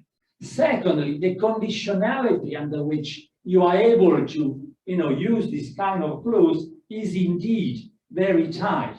So I think, it's not going to be enough just to little bit revise this kind of existing escape clause. I think what is crucial is to propose a kind of approach that should allow a kind of green golden investment rule from this point of view. In other words, a special treatment, for green investment, trying to exclude this kind of a type of expenditure from the past. And there are technical problems, as we know, but I think there is a lot of possible technical solution, and there are proposals in order to see how it's possible to, to treat. But the key point is that if we want, in the near years, trying to invest massively into this kind of Green Deal, we should take this kind of risk in terms of, this additional clause. So this is not a kind of lower or minor reform. This is a crucial point if we want the next generation and the recovery and the resilience facility to work. But of course, this is not enough, because as we know, another fundamental test of this kind of review of the fiscal framework and the fiscal governance is the creation of a common fiscal instrument from this point of view. This is, a kind of common fiscal instrument that should be permanently included in the portfolio tools of the European Union.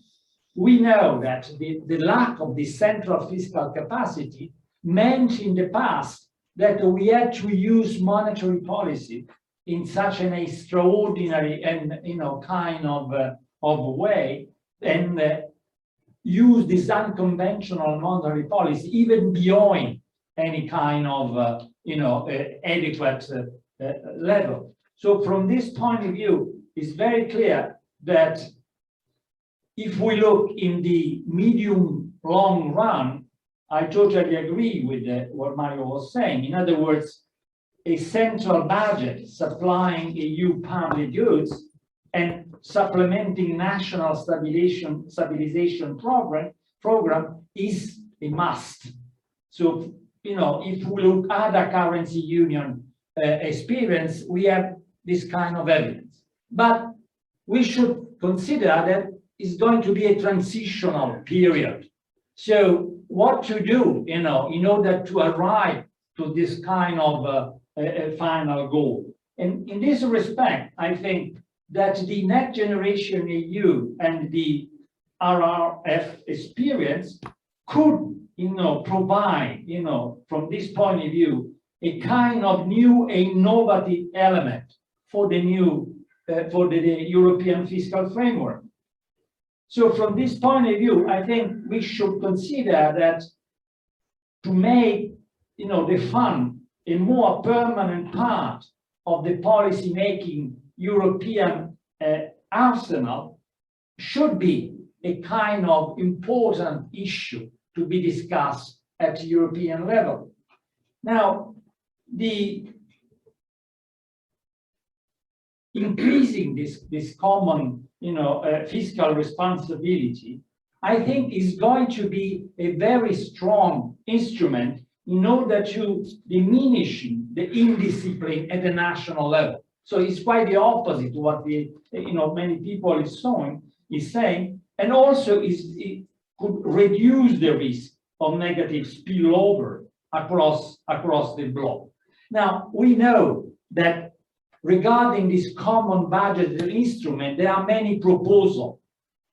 Could be a kind of unemployment, reinsurance fund, could be a kind of, instrument to promote convergence, competitiveness, to promote reforms at the national level. I think these are various proposals that should not be considered exclusive. But, I think that can be combined. So I don't see any reason to select a specific kind of proposal. But it's very clear that, the possibility of the introducing in a permanent way and transforming into a permanent common budgetary instrument, the Next Generation EU, as is very clear, will depend very much on the success of the implementation of this program. So as we know, countries like Italy and Spain will be an enormous responsibility. Let me conclude by trying to clarify something that is many times said at the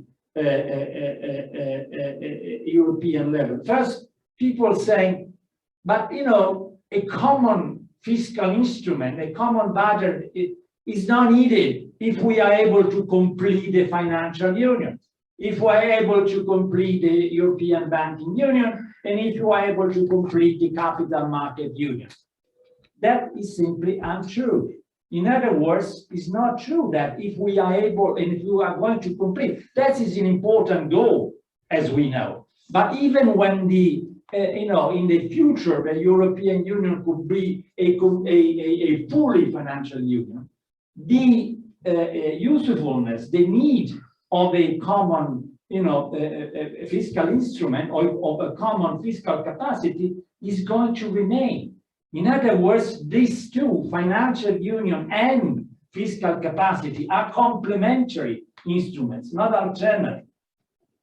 And another, I think, important kind of thing, so is to sustain that we have to support,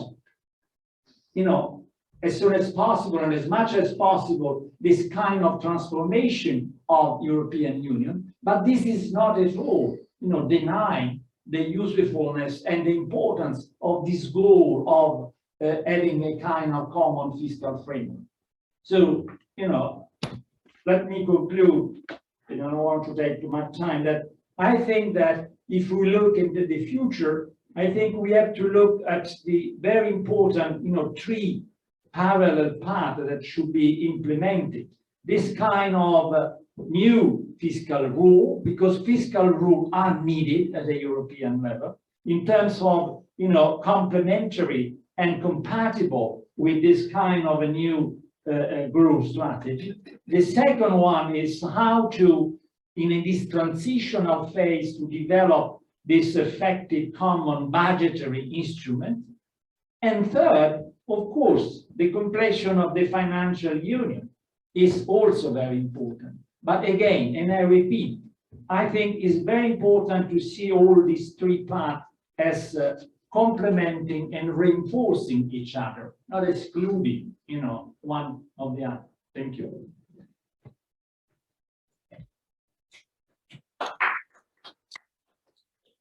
Thank you, Professor Guerrieri, for your interesting intervention about the quality, intensity of recovery and the importance of the investment and the reforms. And you spoke about the the kind of investment of public and private, but both of them need a special treatment to rethink about the fiscal European policy, which is not only the only policy to be rethinked, but also financial union and economic growth must be all complemented together. So I give to summarize such very complicated items are not so easy. So thank you anyway very much. The next professor is Carlo Bastasin, who is a professor from another important college in Rome, Luis University, and he is senior fellow at the School of European Political Economy in US and Brookings Institution. Thank you.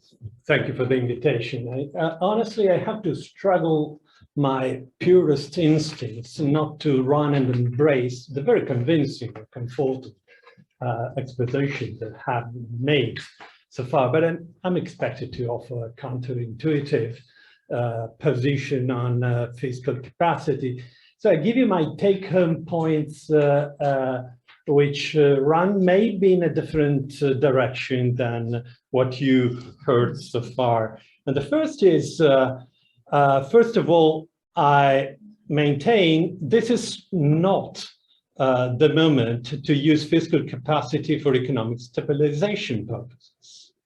My second point is we are relying maybe way too much on fiscal policy at all. And the third point is the use of fiscal capacity for the purpose of achieving public goods requires some settling of the problem of political dishomogeneity within the European Union before being practiced.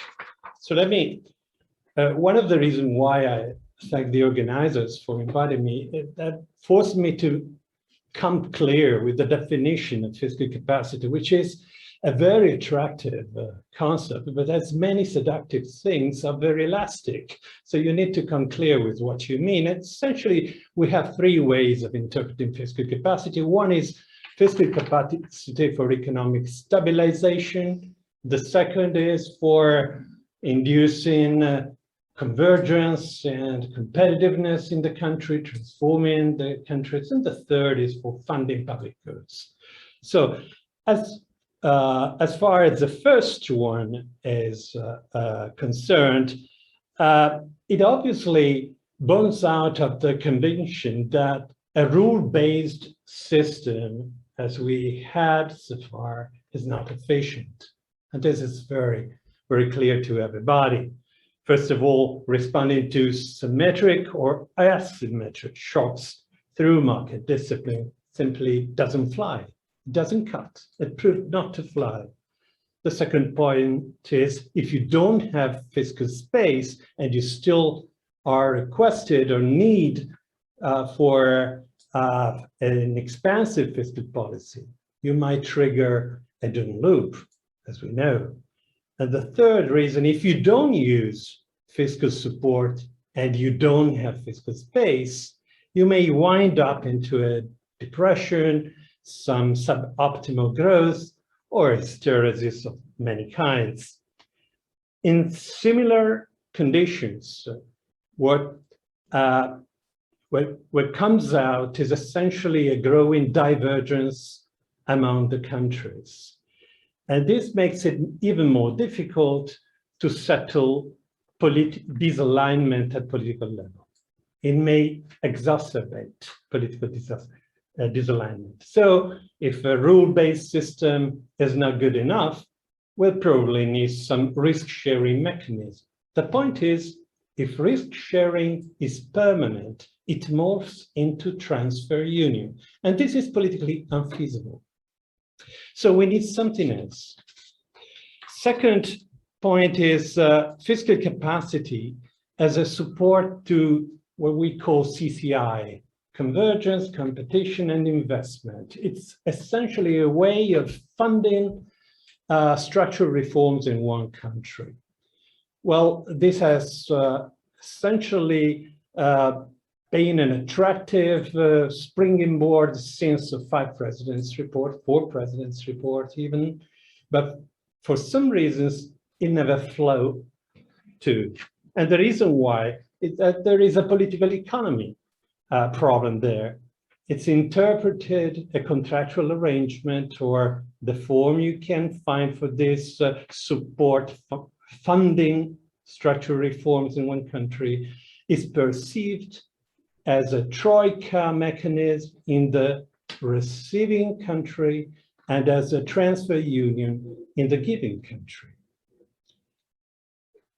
I would not even mention one variation of this structure of fiscal capacity, funding structural reform through the ESM, the European Stability Mechanism, which lies idle in Luxembourg without anybody budging for grabbing the money. So the third qualification for fiscal capacity is essentially funding public goods, for instance, environment, or a second way I would distinguish this. I understand public goods as something, but the way we use this fiscal capacity may be destined to something else, like funding politically intense, politically determined investments of some use, of some interest in a historical moment, but maybe not to be taken for granted as a common public good. For instance, strategic autonomy. You may be in favor or not, but some aren't. And this is not to be confused with public goods. So it needs some qualification even in this case. On top of all this comes next generation, and everything changes because next generation has an impact on all 3 qualifications of fiscal capacity. It suspends the rules for economic stabilization, and it makes this calling for a role of risk sharing. A risk sharing is a definition. When you have an asymmetric shock, there is a common response, essentially. But in this case, the shock was not asymmetric. And the idea that the effects were instead asymmetric is kind of a construction. I mean, this was not risk sharing. This was transfer union. So we had in one body, next generation, all the 3 qualifications of fiscal capacity: cyclical stabilization, risk sharing, if you like, and transfer union. So if this is a situation, well, we're only left with one option. We have to see whether it works or not. Until 2026, it's pretentious to want to change and make it permanent before knowing whether it works or not, and to what extent, and in which of its different forms. Essentially, we know what it all boils down to. It's looking whether Italy manages to increase the potential output of its economy after 30 years. The paradox is that if next generation works, you don't need to change the rules, the fiscal rules, or the rules presiding over the European economic governance system, because evidently once Italy or weaker countries have a higher potential growth rates, the current fiscal discipline is not so binding as it looks. And the second, if it doesn't work, if next generation doesn't work, but rules are useless, nothing works in that case. The other paradox is that the Italian question is not solved through the demand management and fiscal policy, but mainly through a change in the supply of on the supply side of the economy. Is there enough human capital? Are there firms ready to take up the risk? Or is there enough a level of competition which is fostering the economy at a lively rate? Well, now the zeitgeist, the spirit of the time, plays very much on the role of fiscal policy. It's possible to do everything and everybody can do it. And a friend of mine is publishing a book mentioning a sentence by John Maynard Keynes saying, we can afford to do all that we can. Technically, what we can afford it. We can fund it and will be repaid back by the result. Well, there are indeed structural frictions in the economy that require fiscal support. Monetary policy is at the effective lower bound. There is not much to do. And most of the things that lie on the structural side put too much a burden on automatic stabilizers. And you actually need to provide some fiscal support to these construction, no doubt. But in a way, this idea that fiscal policy can everything is kind of disturbing me. I mean, the IMF, it was called once, it's mostly fiscal, IMF. It's now favoring fiscal expansion at any rate. Barry Eichengreen, my friend Barry Eichengreen, is publishing a book in next month, which is called In Defense of Public Debt. President Draghi even coined the definition of a good debt versus bad debt, and so on. It's a spirit of the time. Well, the pandemics has in a way taken away the moral connotation as a bad thing to the debt. If you're a good family father, you don't want to overborrow in good times because the burden will be borne by your children. But if there is pandemics, the good family fathers wants to borrow money and make sure that the children are cured in sound hospitals and so on. So there is not the connotation of immorality of overborrowing. And that's clear. My generation, in a way, has grown up with different theoretical framework in economics, essentially based on something that we call the standard model, a neo-Keynesian standard model. It sounds a bit wonkish and don't want to enter into too much detail, but maybe some pillar of this theoretical framework needs to be kept in mind. On the supply side, we used to consider a limited rigidity in wage and prices based, well, at the time you used models that were called Calvo pricing mechanism to distinguish between firms. Now we should distinguish among sections of the supply chain, of the global supply chain. The main point was that the Phillips curve was not entirely stiff and vertical, so essentially it was a compromise between the old Keynesian models and the real business cycle models. And the core of these models was the neo-Keynesian Phillips curve, which builds on a constructive relation between inflation and the output gap. So you only needed to stabilize inflation to stabilize the level of income. So this sounds very old, altmodisch, outdated in a way, because, well, the main shocks we're suffering don't come any longer from fiscal policy and from inflation. That was a story of the 70s and 80s. Now we have a whole different amount of things that comes from geopolitical tensions to health crisis and so on. Fact is that after the support that we are experiencing, we're facing problems with the policy mix, which is impaired. We have too much of global debt, which has increased in 18 months by 14 times the whole stock of the Italian public debt in the turn of a hand. And monetary policy is impaired. That's the effective lower bound. So something is now working, and taking for granted that fiscal policy, expansive fiscal policy can work, runs against the evidence, which in March 2020 showed that even the treasury bond market could wind up in a major crisis. It's a pillar of the financial system of the world, and it was crumbling down. it required one more expansive policy by the Federal Reserve.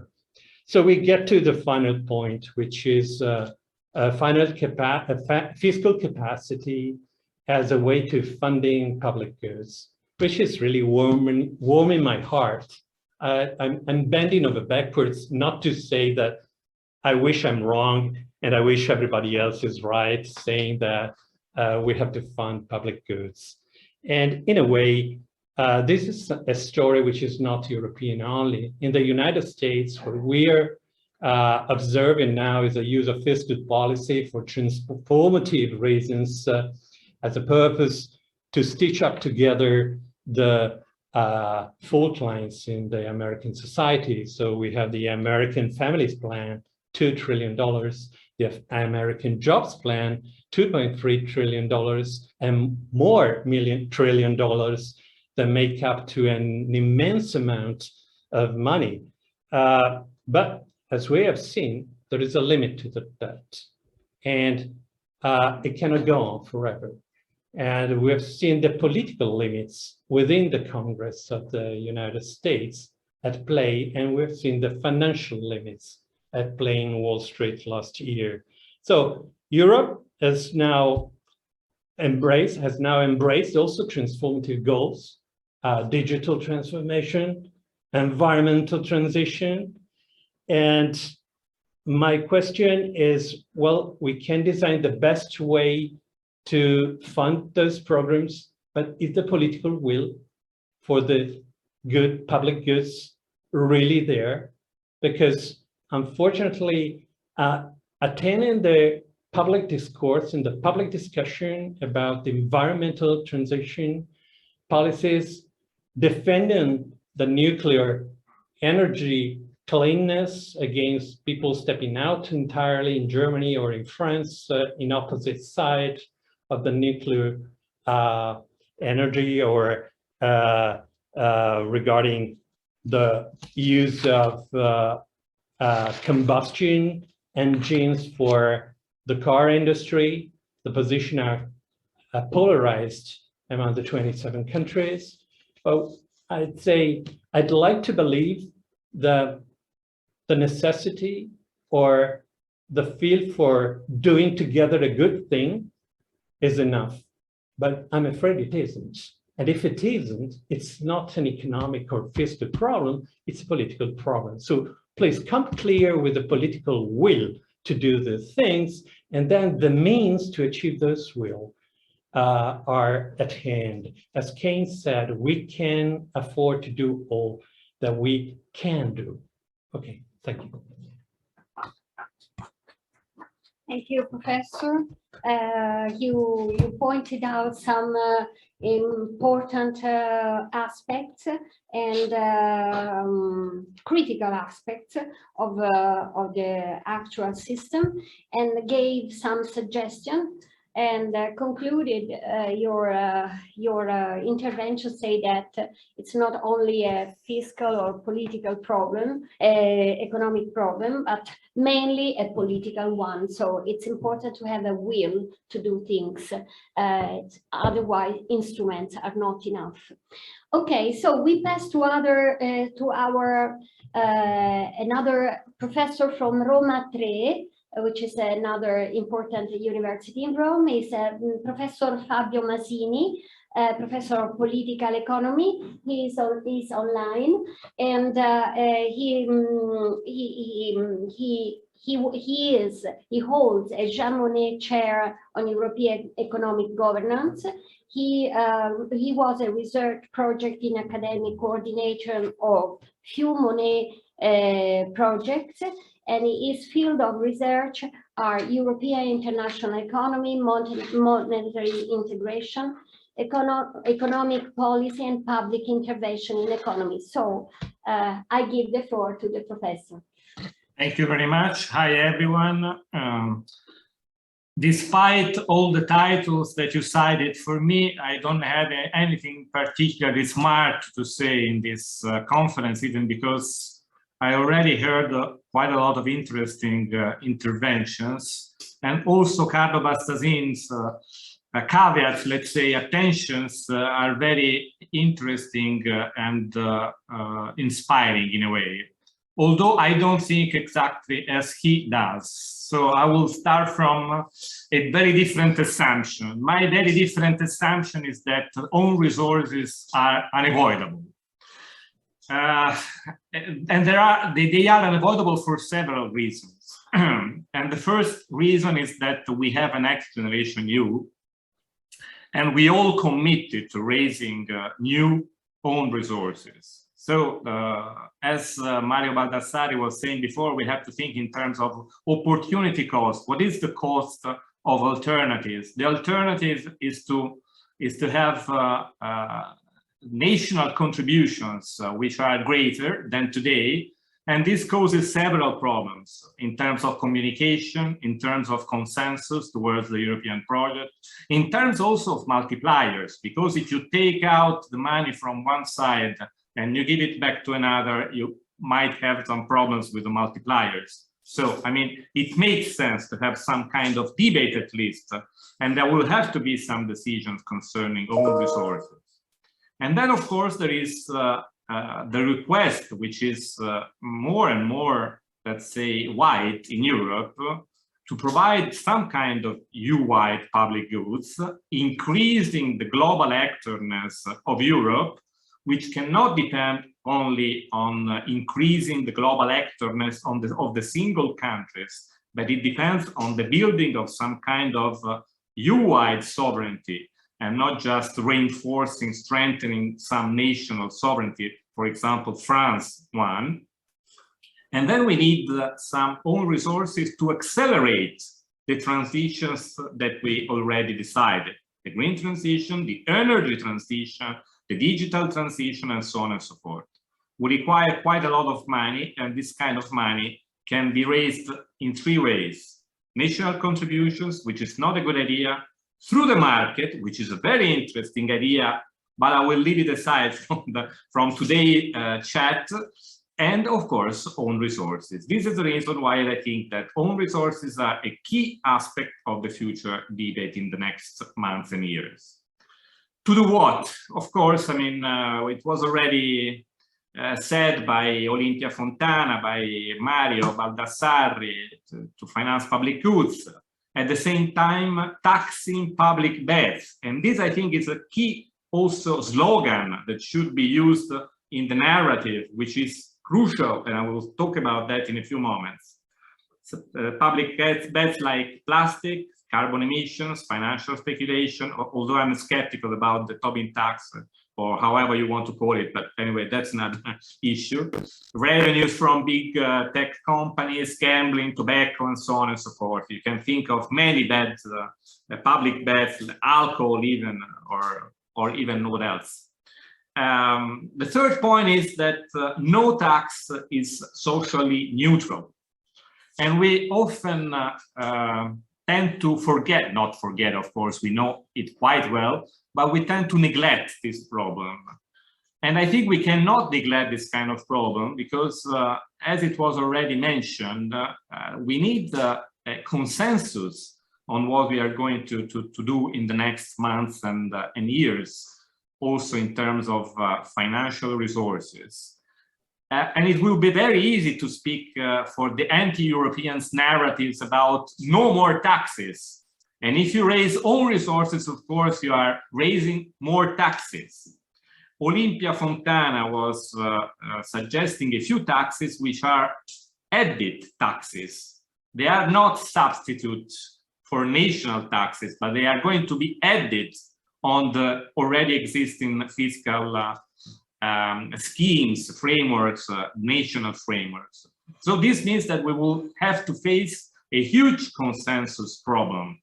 And the need to relate the public goods, the supply of public goods with the raising finances from public bets, I think is crucial from this point of view for our narrative, let's say. Can we do something in the very short run? We have, I think, two very short-term opportunities to talk about these things. Of course, I mean, everybody with his personal sensitiveness, with his personal approach, taste, let's say.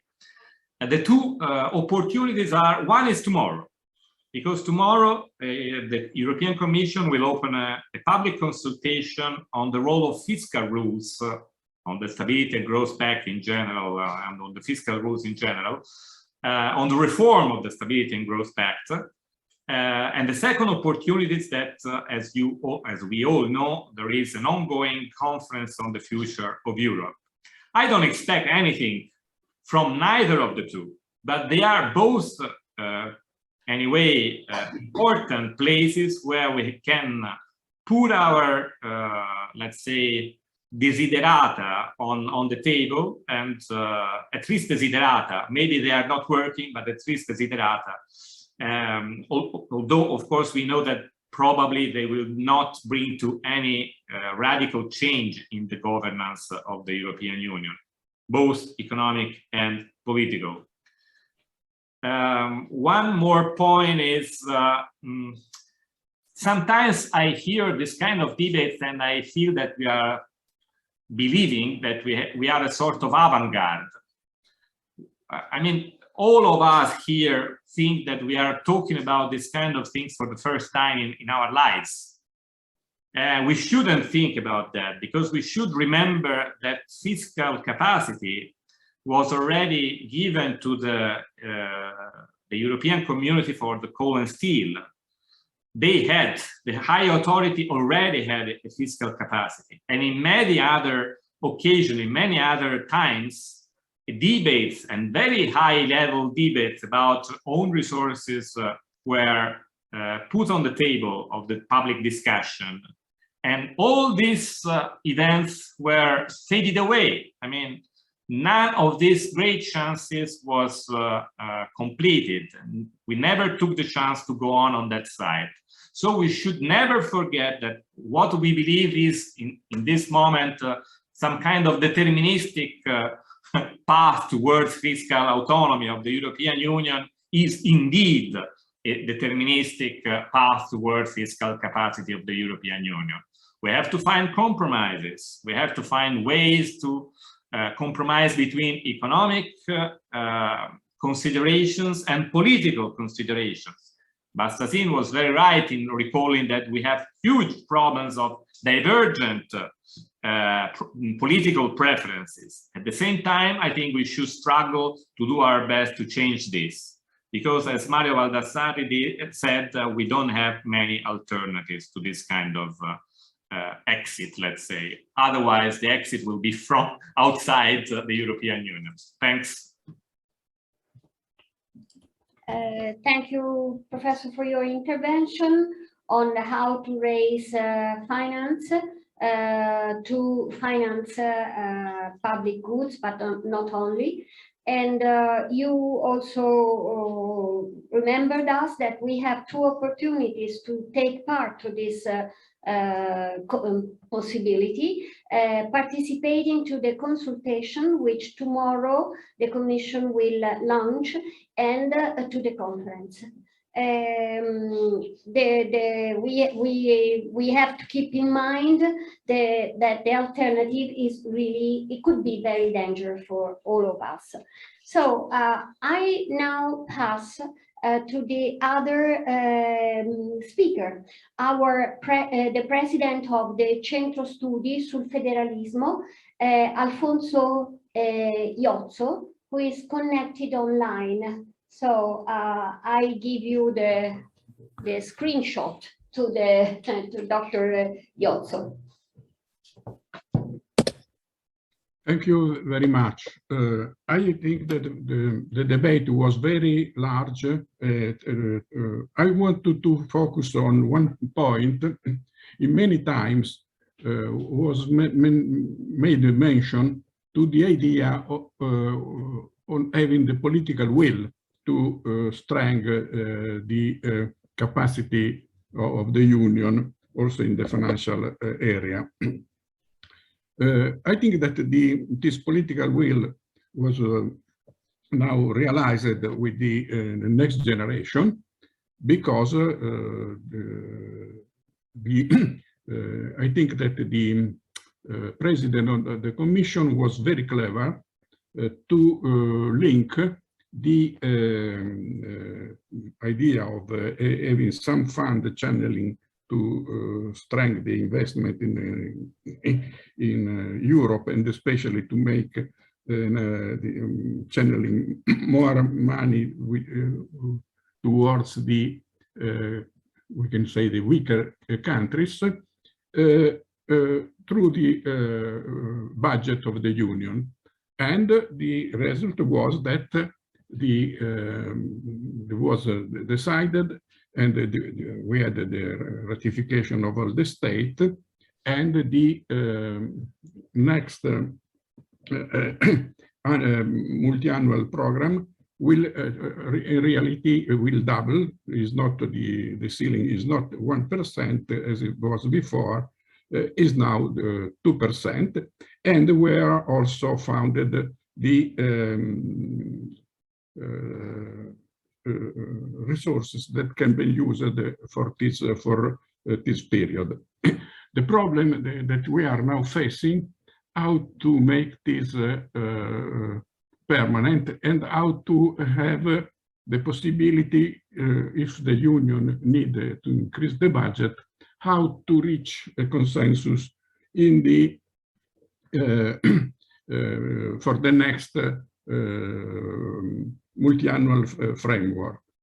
And I think that we have to think in a federalist way.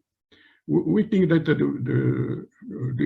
there is a big difference between the currency and the fiscal. In the currency area, it's not possible to have a shared power between the different level of the one federal union. And the question has been solved because we have to create the euro, the currency, the common currency, but the federal action has been assured by the fact that the body that is managing the currency is a federal body, because you have in the board of the European Central Bank represented all the countries, also if there is no the unanimity for the decision. The fiscal power is a competence that belongs to the different level of government. And there is a problem because the taxpayer is one, and he has to pay taxes to for the financing the union, for financing the state, for financing the local authorities. Then the big problem, how is to reconcile the power of this at least 3 levels for sharing the taxation. And I think this is the key question. It's clear that the choice that has been made, for instance, by the President von der Leyen, to link the next generation to 2 goals, the green project and the digital project. And the green project requires a lot of investment, a very strong investment. But the question is, who has to make this investment? And I think this, then the idea is we need to finance this investment. And for financing the investment is already possible to make debt. But we have to find the resources for repaying the debt. And I think that one point is the energy sector. We have to make a transformation. We have to make a big investment in this area.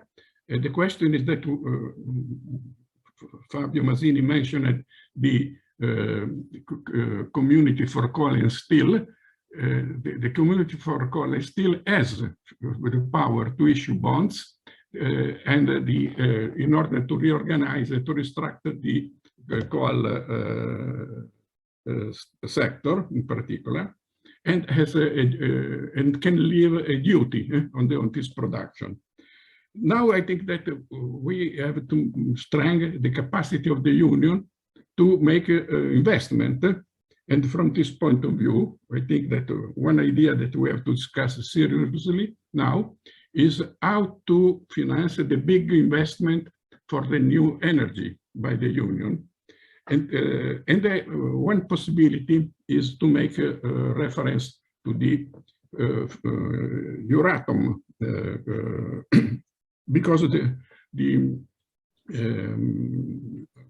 Euratom has power to make debt and has power to have duties on the use of the energy. It's clear that if we make the investment in the new energy sector, the repayment must be assured in part by the earnings by this investment in the future. And this is another sector. The third one, I think it's due to the fact that the main big investment, diffuse investment that we need for the transition are to be made by the cities, the towns, because it's there that we have to change completely the transport system, how the houses are made, and so on. And they need a strong capacity to make investment. Today is the day the election of the new mayor.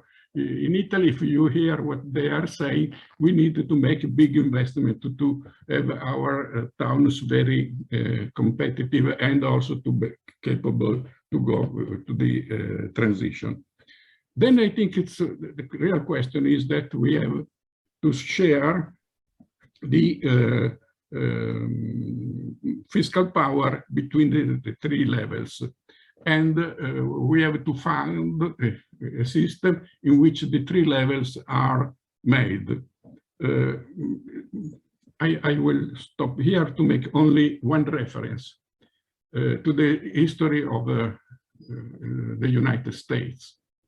In the beginning of last century, in 1913, was set up the Federal Reserve, but in the same year was passed the amendment to the American Constitution that allowed the federal government to make taxes.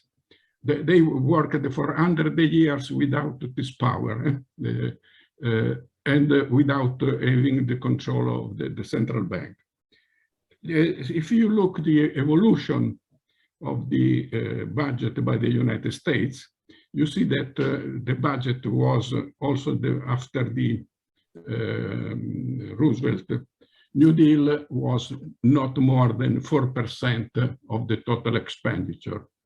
And after also the Second World War, we did this expenditure for military participation was less than 6-7%. The big increase in the budget of the American Federation was done by Johnson with the big society that, in other words, transferred to the federal government part of the welfare system. And they reached 16%, and now they are 20%. Many of this budget, the federal level, is used for the defense sector, we can say it this way. Then, as you see, the fact that we can have, we need to have a budget, the level of the Union, that cover on one side the expenses, on the other side the big investment. And I think it's and I think that the political will is the will that the share of the national government in the taxation of the citizen must be reduced, because the main cost that they have done in the past was the security. And one part must be done at the European level, and one part, a bigger part must be done at the lower level, at the level of the towns. If you consider the fact that the towns, also in the countries like Poland and Hungary, are strongly European, and as we just in the election, I think that is the alliance between the local government and the European government that can make a success, having to change the distribution of the fiscal resources between the three levels of government. Thank you. Thank you, Mr. Iozzo. You pointed out the governance of the European monetary and fiscal policy in Europe right now, the choice to link the NGEU to environment and digital transition, and the needs of investments in these two sectors, and the consequences of this digital and environmental transformation, who's going to pay the fundraising at local level, not only central or European, but in the same time, the need to reduce taxation. Thank you very much. And now I will give the floor to another guest, which is in the room right now, in the hall, and is Mr. Paolo Garonna. He is a professor also in Lewis of political economy. He was the Director General of the Association of Italian PEs. He was the Director General of the Association of Italian Insurance ANIA, Chief Economist of Portugal, Finisce più. General of the Institute of Enrica, non finisce più. Secretary General Mamma of mia. Banking, Insurance and Finance Federation. So he will speak probably about Stability Pact and euro role at international level. Thank you. Well, thank you very much. I'm aware of the timing, and I hear very insightful comments that show that really whatever I'm going to say, however smart I try to be, that will stand between you and dinner. And so obviously I am in a very unpopular position. I will limit myself only to, in that condition, to a couple of remarks. One is really a warning from what an economist would say is an intertemporal consistency point of view. I mean, we have been putting ourselves in a long-term horizon, long-term dimension, you know, with a lot of ambitious considerations concerning the fiscal capacity. But fiscal capacity is also a short-term dimension that I would like to highlight. And so the interplay between what we do and don't do in the short term, or what we do and think about doing in the long term is essential. So I think we need to really establish a virtuous circle, because otherwise we fall into a trap, into a vicious circle. And then I think Mario was saying it's a long road. Obviously there is no alternative, but it's not a downhill road.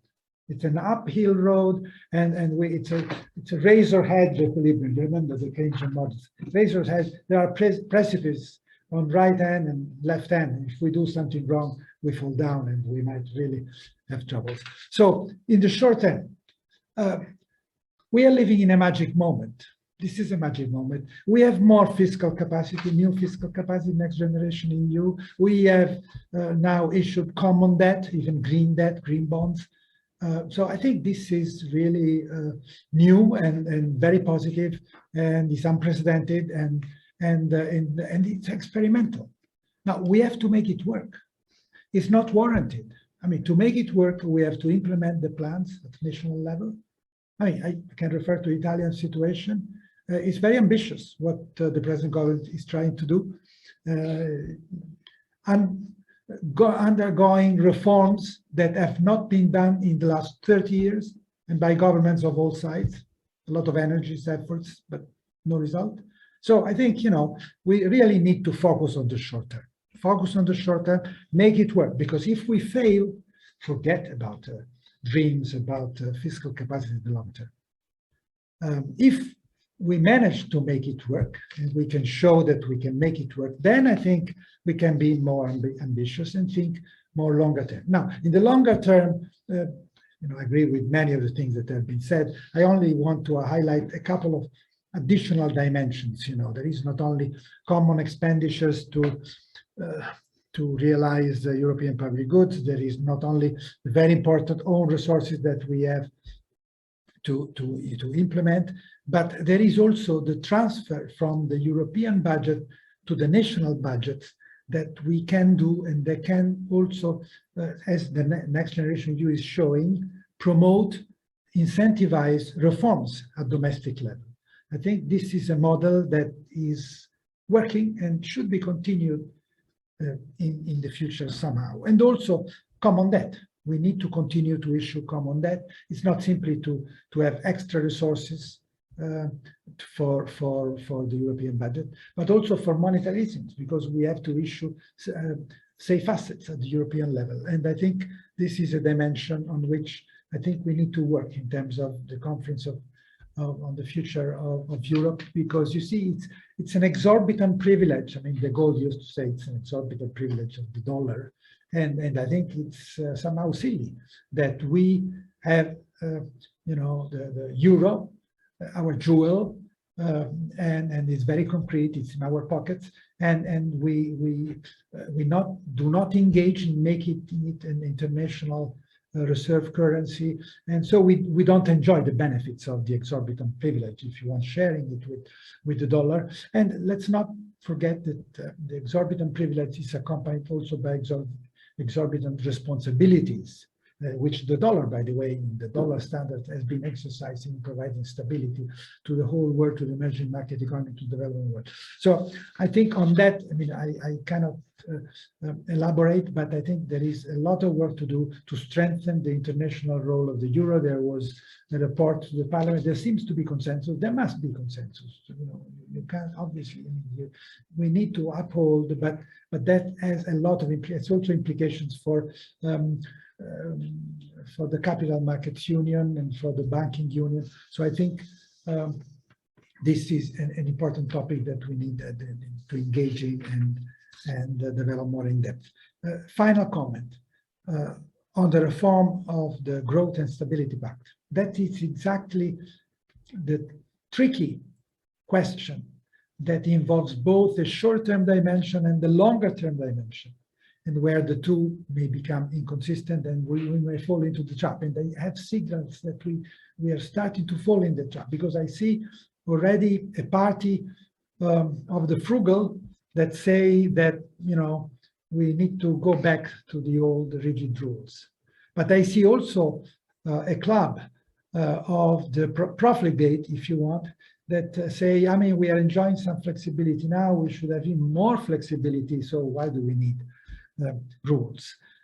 This is a false dilemma, and I think Italy in particular should not fall into that trap. It cannot become, again, once more, the leader of the profligate, showing that, for us, the public debt is simply a constraint that we have to accept because Brussels or because the financial markets, but it's not an objective. It should become an objective for us. So I think we should side with the frugal. We should side with the frugal, saying, yes, we need rules and we are ready to pay the price of reducing the debt, because we don't want to continue shifting the burden of the debt onto our children, as our father and grandfather has done with us. So I think on that, it's a politically tricky game that might divide again Europe, and on which once again we might find ourselves not as now with Mario Draghi driving the integration process, leading the integration process, but rather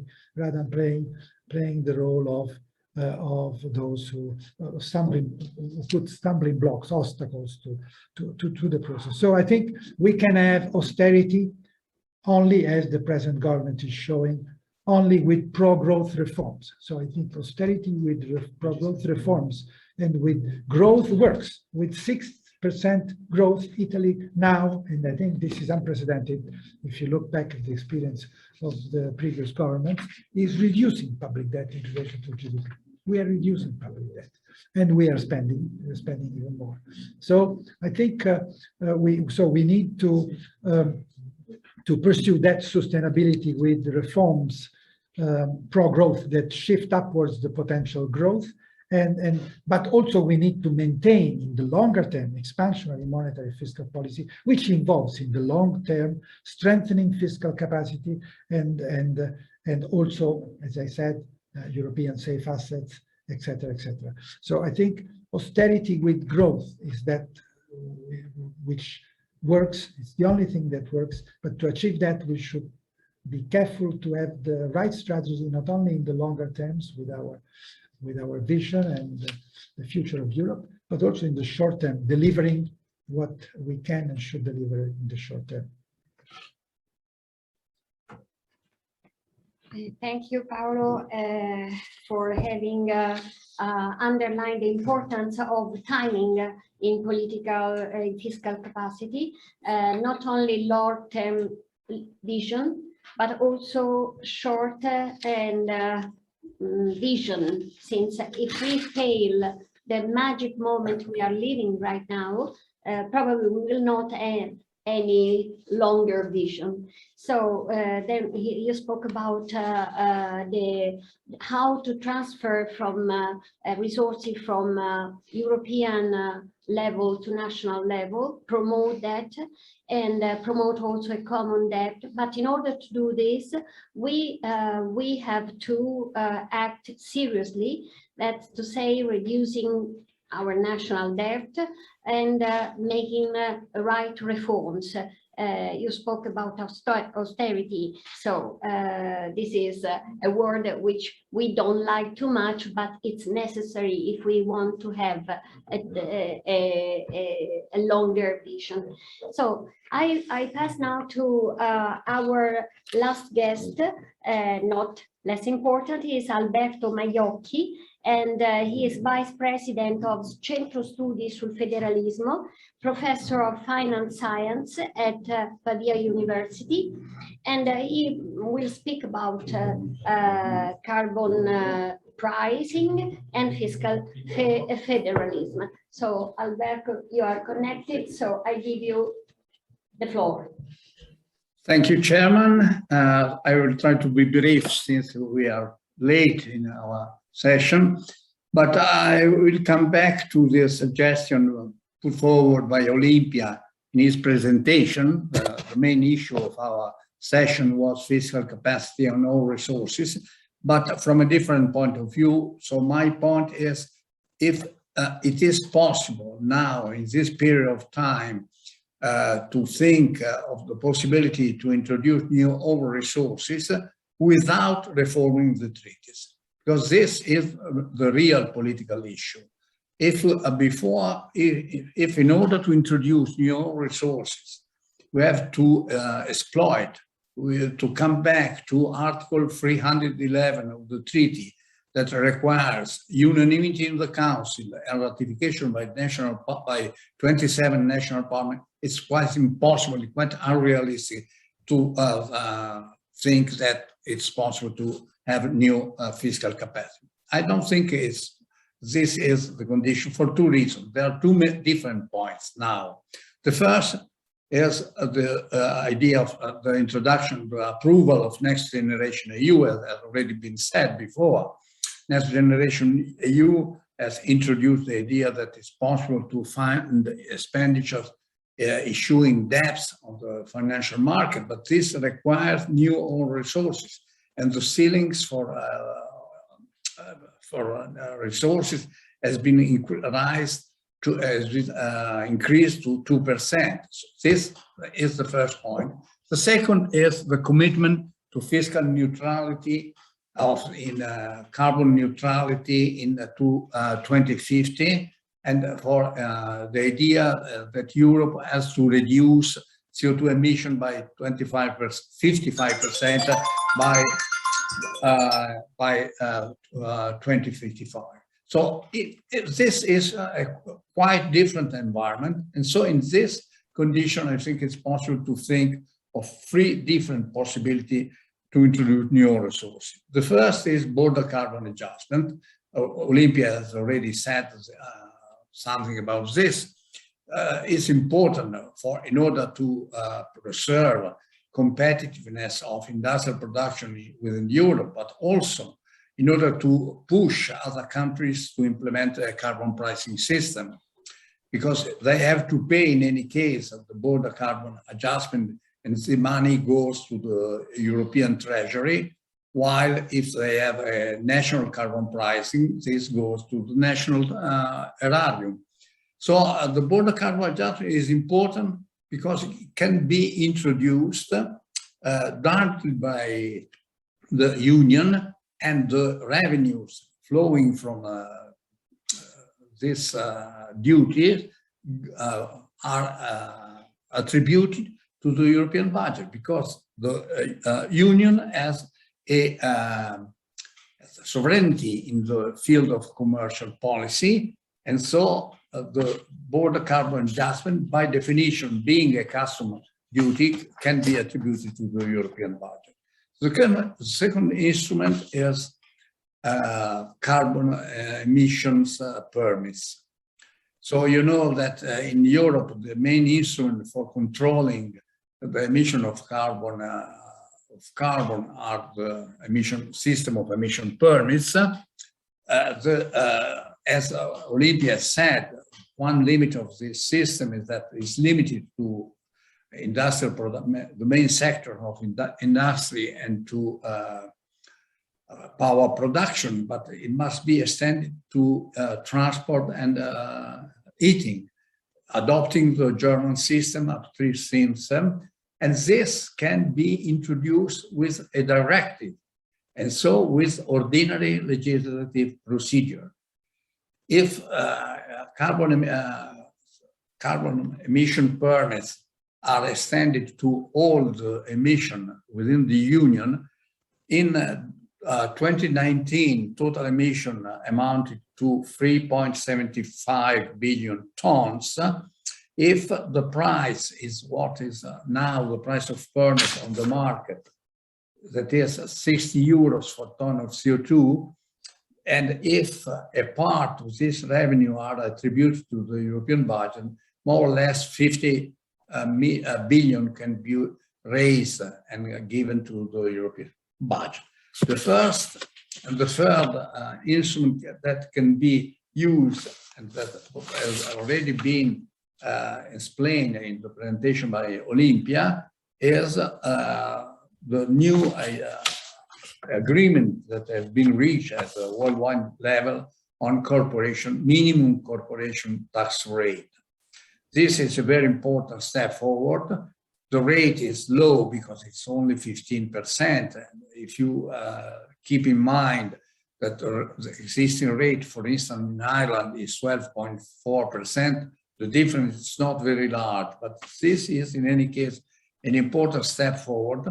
And Europe is for many years trying to implement, to define a common corporate tax base. And on this common corporate tax base, it can be introduced a common rate in order to increase fiscal capacity of the Union. So in this new phase of the growth of the European Union, keeping in mind that next generation EU is at the center of the European policy, and that the commitment to carbon neutrality is very important in this legislature, and the next step is the European position in COP26 that must be held in Glasgow in next November. I think it's possible to introduce new sources of revenue for the European Union without having to reform the treaties, the existing treaties, and so without excluding the having to introduce coming through the procedure provided by Article 311. So I think we are at an important point of development of European Fiscal Union. And as Alfonso Jonza has already said, we have 2 points to keep in mind.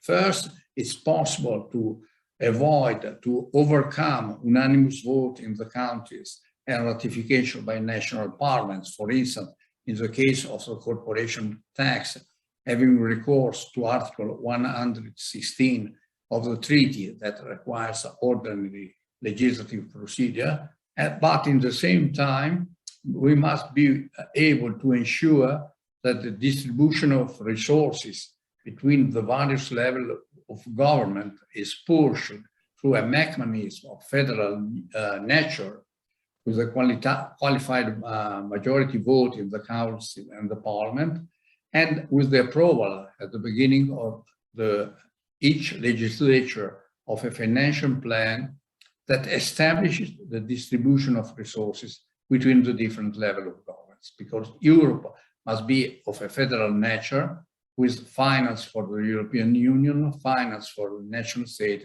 and also finance for local authorities. Okay, thanks. Thank you, Professor Maiocchi. You spoke about the necessity to change rules, but the political point is without changing treaties, because that will be very difficult. And you spoke about the environment instrument, a focus on them, how to make them applied in the better way, and eventually suggestion to make them more effective to the use they need. And at the end, you spoke about the modality of voting, the unanimity, and then the distribution of resources at various levels of government, which is also important since we are called to participate to the restoring of Europe. So we finished our meeting right now.